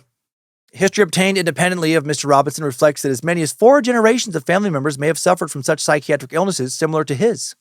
Yeah, did you talk to him? I doubt it. Dr. Lewis suspects that Mr. Robinson may suffer from bipolar mood disorder with dissociative features, although substantial additional testing and investigation is necessary to reach a final conclusion. Why, Dorothy? Why do you let this shithead fucking twist your mind around? The judge, thankfully, is smarter than the professor and denies the motions. Oh boy. And the trial date is set. Jury selection for JR's Kansas trial starts September 16th, 2002. Selection of the jury took 15 days, finished on the 4th of October. DA Paul Morrison gave his opening statement on October 7th. He told the jury that the 3 murders were part of a long-standing common scheme or course of conduct, which justified the capital murder charge. And he just sighed at the end of his statement, and he just pointed at him. He's like, oh, just fuck this guy. Come on, fuck this guy. No. Sean O'Brien gave the opening statement for the defense. He acknowledged JR was a serial philanderer and was unfaithful to Nancy. He did not try to argue that JR was innocent, but instead told the jury that the murders were not part of a common scheme, so he shouldn't be convicted of capital murder. O'Brien also raised the possibility that others were involved. The mysterious sex cult, the International Council of Masters. He noted that an unidentified fingerprint was found on a roll of duct tape inside the trailer on the farm, and there was other DNA evidence not linked to JR. O'Brien spoke about BDSM, suggested that the victims were putting themselves in danger by traveling to see men they met online. Wink, wink. Victim shaming is a defense strategy. That's not cringy at all. One of the key witnesses to the trial was Laura Remington. Lore, I think I added there for a second. The day before she testified, she learned that the police had recorded her phone conversation with JR on May 25th, 2000, and now the jury would hear their sexual conversation. It would take more than a full day to cover just her testimony alone. Nancy Robbins' testimony would be an important part of the trial. She testified that regardless of what he did while at work, or while she was at work, quote, my husband was always home in the evening. God, you have low expectations for husbands. Under cross-examination, Nancy testified that JR did not have a good relationship with his mom, saying his mother was very cold. There really wasn't a relationship between him and his mom. Well, you know what? You should just let him go. I mean, if somebody doesn't have a nice mom, they should get to do whatever they want. She said that he didn't even want to see his parents after his first child was born because of his mama. She was questioned about March 1st, 2000. The prosecution believed Suzette Troughton killed at the farm on that day. Nancy, clearly lying for her husband, said she was, said he was with one of their grandkids when Suzette was murdered. When the prosecutor confronted her with the fact that she had never, ever brought this up before, Nancy said, I guess, but I just don't remember. And people were amazed throughout the trial about how Nancy would not do anything to incriminate her husband. And some of their kids attended the trial, looked at their dad, not as a monster, but a victim. God, he was so good at compartmentalization. Come home, cook for his family, make him dinner on the days he fucking murdered several of these women, watch his grandkids on the days he killed or sexually tortured, some of his slaves. Man, the man his victims met was not the man his family knew at all. October 14th, 2002, the prosecution presents the tape of JR and Suzette Trouten having sex. It was 39 minutes long and a topic of a lot of contention. The prosecution only wanted to play 6 minutes for the jury, but the defense argued that an edited version would be misleading. They thought the jury should see all or none. Well, the judge sided with the defense, ordered anyone under the age of 18 to leave the courtroom. The lights were then dimmed. Trench coats, sunglasses, and lotion were handed out to everyone present, and the tape started to play. Obviously kidding about the trench coat and lotion stuff, but the rest is true. Many people looked down, some covered their eyes, some stared at the tape in complete shock. JR watched the whole thing. He beat off for a bit, but he never came, so he was not given any additional charges. Kidding again, but he did watch. In addition to the tape, the jury viewed photos of the victims in the barrels. The barrels themselves were actually brought into court. D.A. Morrison climbed into one of the barrels and had a female assistant roll him around the courtroom to prove that one person could, in fact, move the barrel. That helped discredit a defense argument that others must have been involved. The defense presented just 3 witnesses before they rested. One of JR's attorneys told the judge, "We haven't had adequate opportunity to develop these issues. The jury will know nothing about this how crazy this man is. He has been on suicide watch since the beginning of the trial. How about we file that under who gives a fuck?" In closing arguments, defense attorney Sean O'Brien reiterated that no hair or DNA of JR's was found on the barrels, and an unidentified palm print found on the plastic covering one of the barrels was not his. The defense arguments did not thankfully sway the jury, and on October 29, 2002, JR found guilty of 6 charges. Right before the verdict was announced, his daughter Christy mouthed him the words, "I love you," and then left the courtroom in tears after the verdict. He was convicted of capital murder for the deaths of Suzette Trouten and Isabella Lewicka, and first-degree murder for the death of Lisa Stasi. He was also convicted of aggravated kidnapping in the Suzette Trouten case, interfering with parental custody for kidnapping Lisa Stasi's daughter. And I love this. Theft for the heartless stealing of Vicky Newfield's sex toys. The time of my life, and I owe it all to you. The sentencing phase started 2 days later. On Halloween, now, October 31st, 2002, Nancy returned to the stand to testify as a character witness for her husband, only this time she is trying to save him from the death penalty. Why? The DA asked Nancy if the murder convictions were enough to break the marital bond. She responded, "I don't know. Not right now." When asked if she believed if JR killed all these women, she said, "If that's what the jury said, yes." Oh boy, Nancy testified that the thought of her husband being executed was devastating, and that her family had listened to the facts presented in court, but they grew up with someone else. JR cried in court, the one and only time he would cry regarding any of this, when Nancy now talked about a prison visit with his granddaughter. Oh, poor baby. Dude never showed any emotion about his victims, just cried for himself, which is very typical. Defense tried to portray JR as a loving father and grandfather, but again, after all the evil shit the jury had heard, they weren't swayed. Makes him look worse. November 2nd, 2002, the jury voted for the death penalty for the murders of Trouten and Lewicka. JR also sentenced to life in prison, and I know that's not how you say her last name. Lewicka?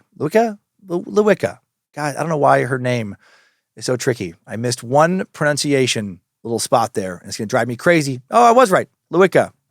Just very important. I know that would ruin the entire episode.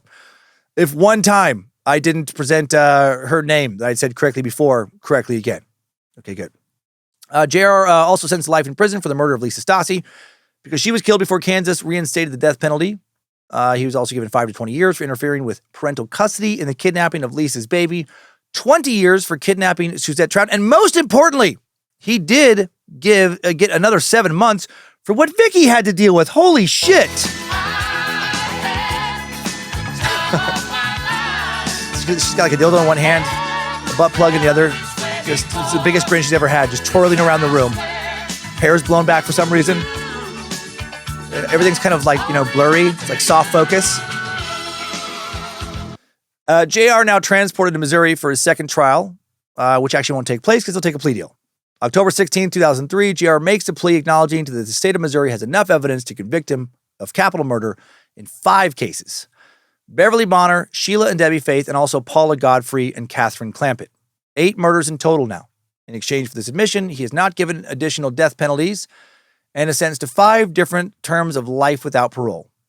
February of 2005, Nancy Robinson finally files for divorce. Oh my God, after 41 years of marriage, due to irreconcilable differences. Oh yeah, you think? You fucking think so, Nance? Investigators still unsure about how much she might have known about the murders before JR's arrest. There are definitely some law enforcement people not fans of Nance who think that she knew quite a bit. I also wonder what she knew. A lot of incentive over the years for her to turn a blind eye to whatever her husband was doing. Just let the money keep coming in. But also, JR is so good at bullshitting people, she may truly just be a victim. As with any capital murder case, JR will now spend the next several years appealing his convictions. November 6, 2015, the Kansas Supreme Court vacates the convictions for the Suzette Troughton and Lisa Stassi murders, but upholds the Isabella Lewicka conviction and its accompanying death sentence. First time the Supreme Court upheld a death sentence since capital punishment reinstated there in 1994. JR returned to court again just 2 years ago, March of 2022, to argue ineffective counsel.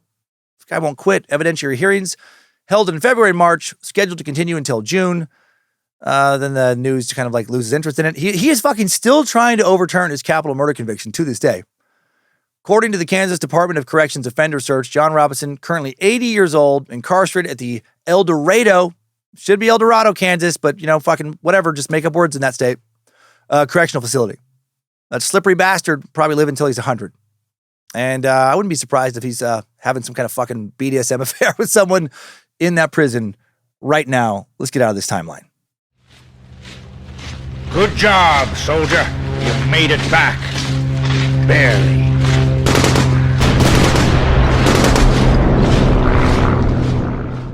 God, what a story. John Edward Robinson. JR, the Slavemaster. The man considered the first serial killer to use the internet to lure in victims. And he learned how to use the internet in prison. He targeted victims in and around Kansas City, Kansas City, both Kansas and Missouri, from the mid-'80s to 2000 when he was finally arrested. He'd been conning people since the early 60s, since right out he got out of high school. JR has a long history of forging documents, stealing from his employers, cheating on his wife, with one exception before he was finally locked up for good when he'd get caught. If he couldn't talk his way out of having the charges brought against him, dropped, he faced minimal or no jail or prison time, when he was charged and convicted, which seemed to just encourage him to continue committing crimes. On the outside, Robinson seemed to most people like a great family man, successful entrepreneur, the man of the year, for God's sake. He had a devoted wife, far too devoted, actually, 4 well-behaved kids in addition to so many cool award-winning businesses that didn't exist in any recognizable business form. Of course, this version of JR just a facade. The real JR underneath, a monster. From 1984 to 1987, 3 young women, 19-year-old Paula Godfrey, 19-year-old Lisa Stassi, and 27-year-old Catherine Clampett would all go missing after responding to job ads posted by JR. These women all thought they were going to get the opportunity to receive training, education, travel the world, making some good money, but they were tricked by a master manipulator, and they were murdered. In the case of Lisa Stassi, Robinson also kidnapped her baby and sold this baby to his brother, who had been trying along with his wife to have a child for a decade. Damn how he victimized his brother and sister-in-law in addition to baby Tiffany. His many, holy shit, there were so many financial crimes finally caught up to him in the late 80s. JR finally served significant prison time, but his time behind bars seemed to benefit him. He became a computer whiz, and after he got out of prison, was now able to take his scams online, exploring BDSM chat rooms, meeting women from all across the world, inviting multiple of them to travel to Kansas City and meet him. Even got laid while he was in prison. Started having an affair with Beverly Bonner, the prison librarian, wife of the doctor who shut down his attempt to malinger his way out of prison early. Left that doctor to be with him. Got her to leave him. Leave her husband. Then she disappeared after she was released, followed by Sheila and Debbie Faith, a mother and daughter, followed by Isabella Lewicka, a college student, and also followed by Suzette Troughton, a nurse. On June 2nd, 2000, JR was finally arrested for something other than scams after a woman filed a sexual battery complaint against him. Also this. I gotta find the play button. Also that, never forget. Never forget the reunion of a lifetime. Investigators obtained search warrants for his farm, found 2 female bodies and 2 85-pound barrels in the property. Bodies identified later as Isabella Lewicka, Suzette Troughton. 3 more women's bodies found in a storage unit in Missouri. Victims killed by blunt force blows to the head with a hammer or hammer-like object. John Robinson went to trial in Kansas in 2002, convicted of 3 murders, sentenced to death. A year later, pled guilty to 5 murders in Missouri. Investigators suspect there are more victims. They are still not sure how many how much his wife knew about the murders. 3 victims: Paula Godfrey, Lisa Stassi, Catherine Clampett, never been found. John Robinson still awaits execution in Kansas, but still filing appeals and being fucking 80 years old. Probably never going to happen. He will very likely die of natural causes. And what a shame. And now, how about we head to our takeaways? I have no more thoughts on this dirtbag outside of the ones I've already shared. Timesuck Top 5 Takeaways. Number 1, John Edward Robinson, called the internet's first serial killer. The Slavemaster. In the mid to late 90s, he used the World Wide Web to have affairs with women all around the globe, exploring BDSM chat rooms to find them. He'd meet numerous women seeking a dominant partner who could financially support them in return for them being a sex slave. Strangely, not one person has ever offered for me to be their sex slave. How insulting. JR often pretended to be a wealthy businessman, invited these women to travel to Kansas City for a lucrative job opportunity. At least 8 women fell victim to some version of this scam and were brutally beaten to death by John Robinson. One of the victims, a teenage girl with both cerebral palsy and spina bifida. Number 2, John Robinson was able to compartmentalize his life to a remarkable degree. Old JR presented himself as a loving father, churchgoer, incredibly successful businessman.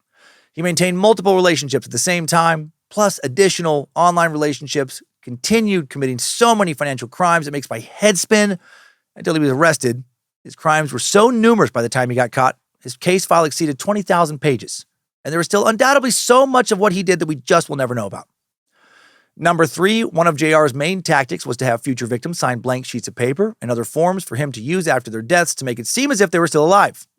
He typed up letters, sent them out to victims' families, reassuring them that they were, loving their new job, traveling the world, or that they wanted to cut off all contact. In several instances, these letters tricked the police into thinking the victims left home voluntarily, and investigations were either paused or outright terminated. Number 4, JR's ex-wife Nancy stayed with him for just over 4 decades, despite his constant financial crimes, continual cheating, murder allegations, despite murder convictions. She was aware of some of his affairs while they were happening, and prosecutors don't know what, if anything, she may have known about the murders. Number 5, new info. Let's check back in with Heather Tiffany Robinson.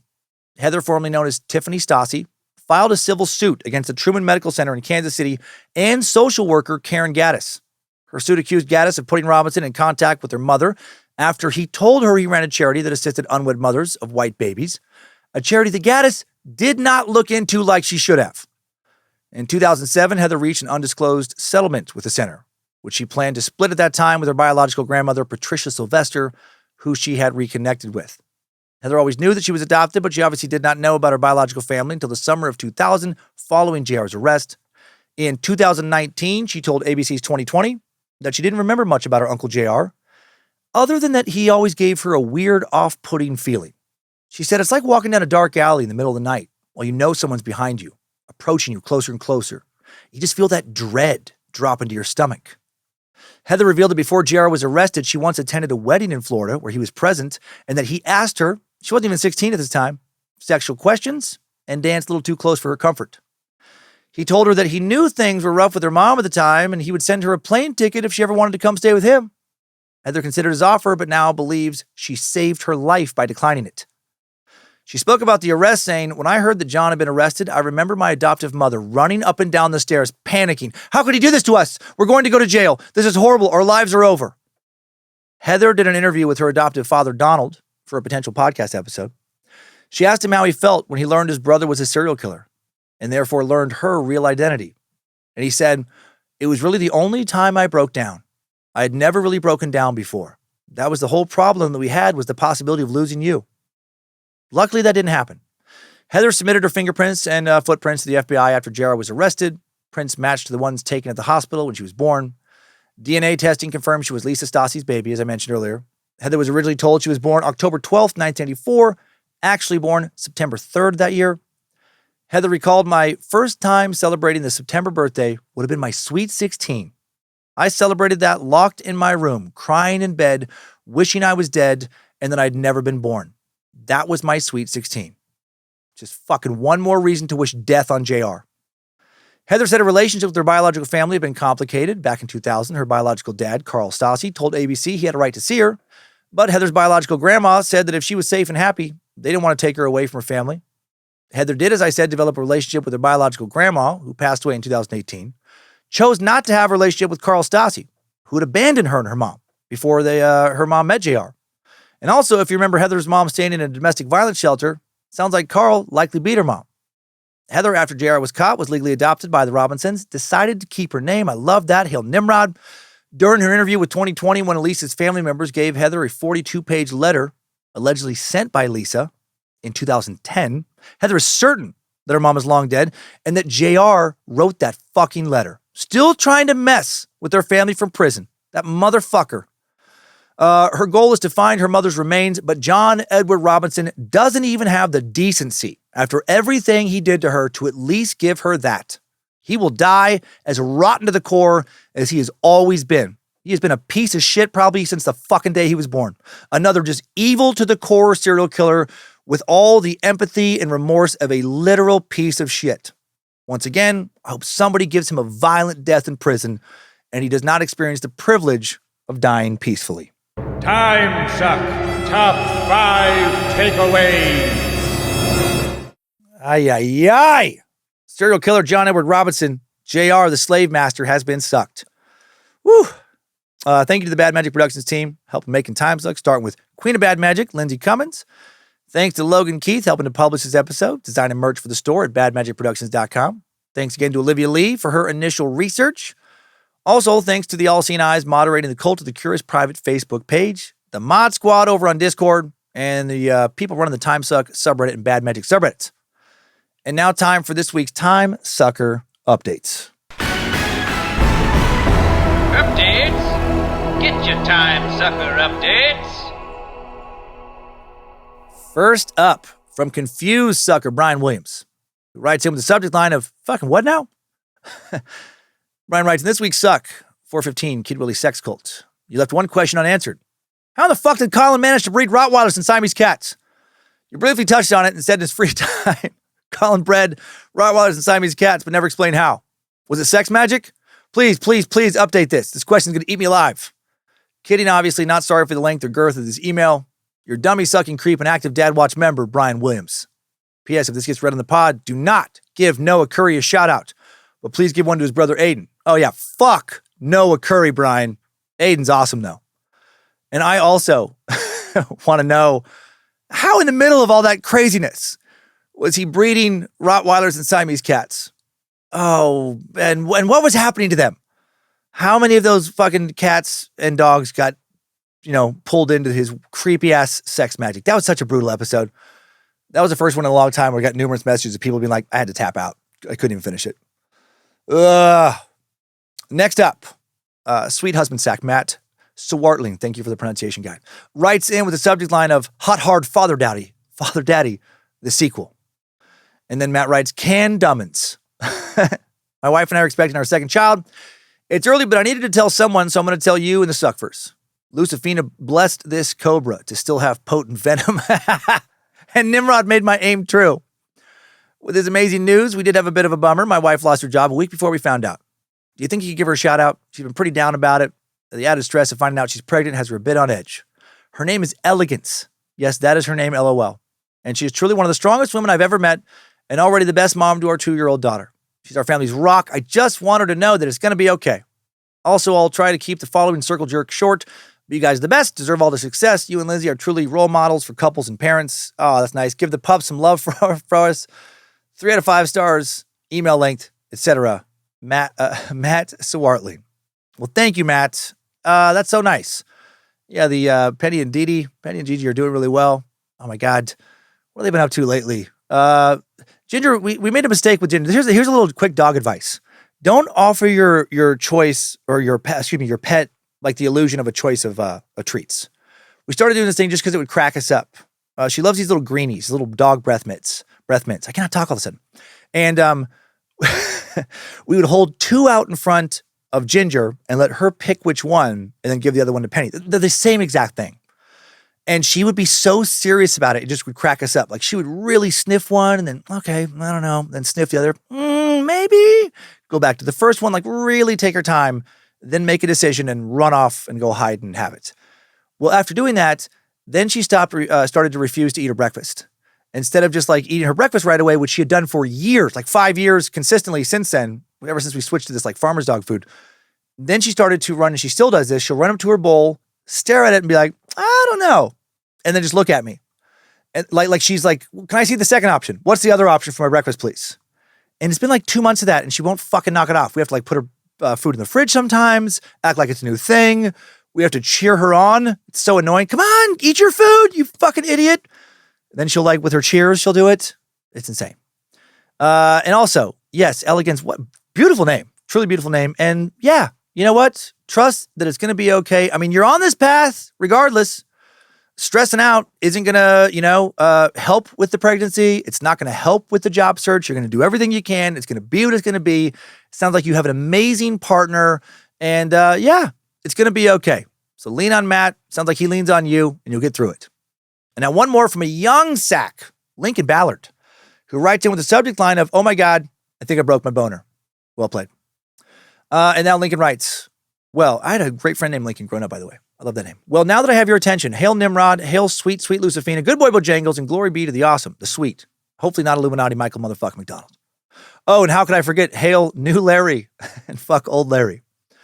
Thank you, Suck Nasty Dan, for bringing joy to me every day. My name is Lincoln Ballard. I enjoy listening to your podcasts. No joke, every day. I'm 17 years old. I work a full-time summer job mowing lawns for the greatest company on earth. I have headphones in 10 hours a day. Little else is on other than the great pod we call Timesuck. Oh, that's so sweet. I wrote in to comment on something I've heard several times, haven't really heard anybody speak up about in the Timesuck updates. Anyways, I was listening to Ruby Frank Short Suck today, and I believe I heard a little slight to homeschooling. I myself have homeschooled, and I have 2 younger siblings and 4 older siblings who are homeschooled by my fantastic mother, who is, not to brag, the greatest mother anyone could ever have. They are all successful in what they do. In fact, my oldest brother, Mikey, just graduated from a college in Missouri. Fuck me for not remembering what college he went to. He's got a bachelor's degree in English and is ripping through life. The Ruby Frank suck is not the only suck in which I've heard a dick kick to homeschooling. Yeah, it's not the norm. Yeah, some homeschoolers are a little socially awkward. But if it's done the right way, it can make a great person and someone who is prepared for higher education. I myself plan on going to college, seeking a doctoral degree in marine biology. Oh, hell yeah. And I'm on my way soon. Anyways, I just wanted to say that in case some of your other listeners are homeschoolers and felt a little put down by the homeschooling comments made by you or other updaters, thank you for your time. I hope this reaches you, Dan. P.S. I know you probably get requests like this all the time, but if you could share this on the pod, I'd be eternally grateful. And I might not invoke the spirit of Billy Shakes to go and make gloves out of your hands and the hands of all the people you love. If you do end up sharing this on the pod, can you give a shout out to 2 of my brothers, Landon and Levi, who are both, I see what your parents did there, who are both loyal cult members and the ones who introduced me to this fountain of knowledge. They've always talked about writing in, but I don't think either of them have. And if you read this, that would be the first thing I have done before them, because in a big family, almost nothing's a first for anyone. Love you and the crew. And yes, I know this email is long, but I don't give a fuck. And I hope it gets your zapples going. Mother, fuck you, fuck your family, JK gosh dang. But for real, if you do share this, fuck all the nudes who don't get any of the references. Oh man, Lincoln, I mean, you can tell by the way you wrote this. You're a cool young man, that you're very intelligent. And you know what? Yeah, no, good call out. I am biased with my homeschool views, and I need to think about this before I share more of them, based on a lot of the homeschoolers that I grew up around a long time ago now in small town central Idaho. And those kids were done a disservice because their parents were not qualified to teach them. They pulled them out of school because they were, like doomsday, crazy kind of like, negative, everything in the world is sin, fundamentalist vibes. And I just saw these kids get destroyed. And I, over the years after they, left home, didn't do well in the world, like at all. Their parents did them a tremendous disservice. But you are right. There are a lot of good, like qualified parents. Around here where I live in Coeur d'Alene, unfortunately, I think a lot of people pull their kids out of school for the wrong reasons. And I get upset because it's like, well, they're going to have to encounter people from outside your fucking family at some point. And they shelter them. We have like people in our neighborhood. It feels like the kids never leave this compound, essentially, that is their backyard. But there are, of course, many exceptions. There are, of course, wonderful parents out there who are amazing teachers who do a great job with their kids. And it sounds like your mom is for sure one of those. Thanks for setting me straight. And just keep being a fucking cool dude. And good luck with that, getting that doctorate, marine biology. I hope you do great things. And I think you probably will. And that's the end for these updates this week. Thanks, time suckers. I needed that. We all did. Well, thank you for listening to another Bad Magic Productions podcast. Scared to Death and Timesuck each week. Short Sucks and Nightmare Fuel on the Timesuck and Scared to Death podcast feeds some weeks. Please do not dedicate the next 40 years of your life to run one scam after another, constantly having multiple affairs, stealing from literally everyone you work for, sometimes killing some of the many, many women you're continually seeing on the side while not at home with your spouse and 4 kids. That'd be super fucked up. And also, honestly, sounds exhausting. Just relax. Sit in your favorite chair or put some headphones on. Kick your feet up and keep on sucking.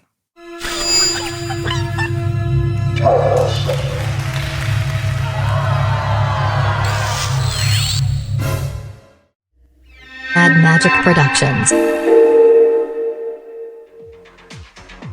Are you ready for the Slavemasters ultimate BDSM 18-hole putt-putt experience? We'll supply the golf clubs. We'll supply the balls. We'll supply 18 tight, tantalizing holes. But you must play the game. How many strokes will it take for you to place your balls inside my slaves' holes? Will you play it safe, only swing for their pussies? Or will you try and win the game with a backdoor hole-in-one? Win or lose, we thank you for coming, you filthy little slut. And don't forget, anyone not returning their clubs and balls after play is finished is subject to a $75 fine.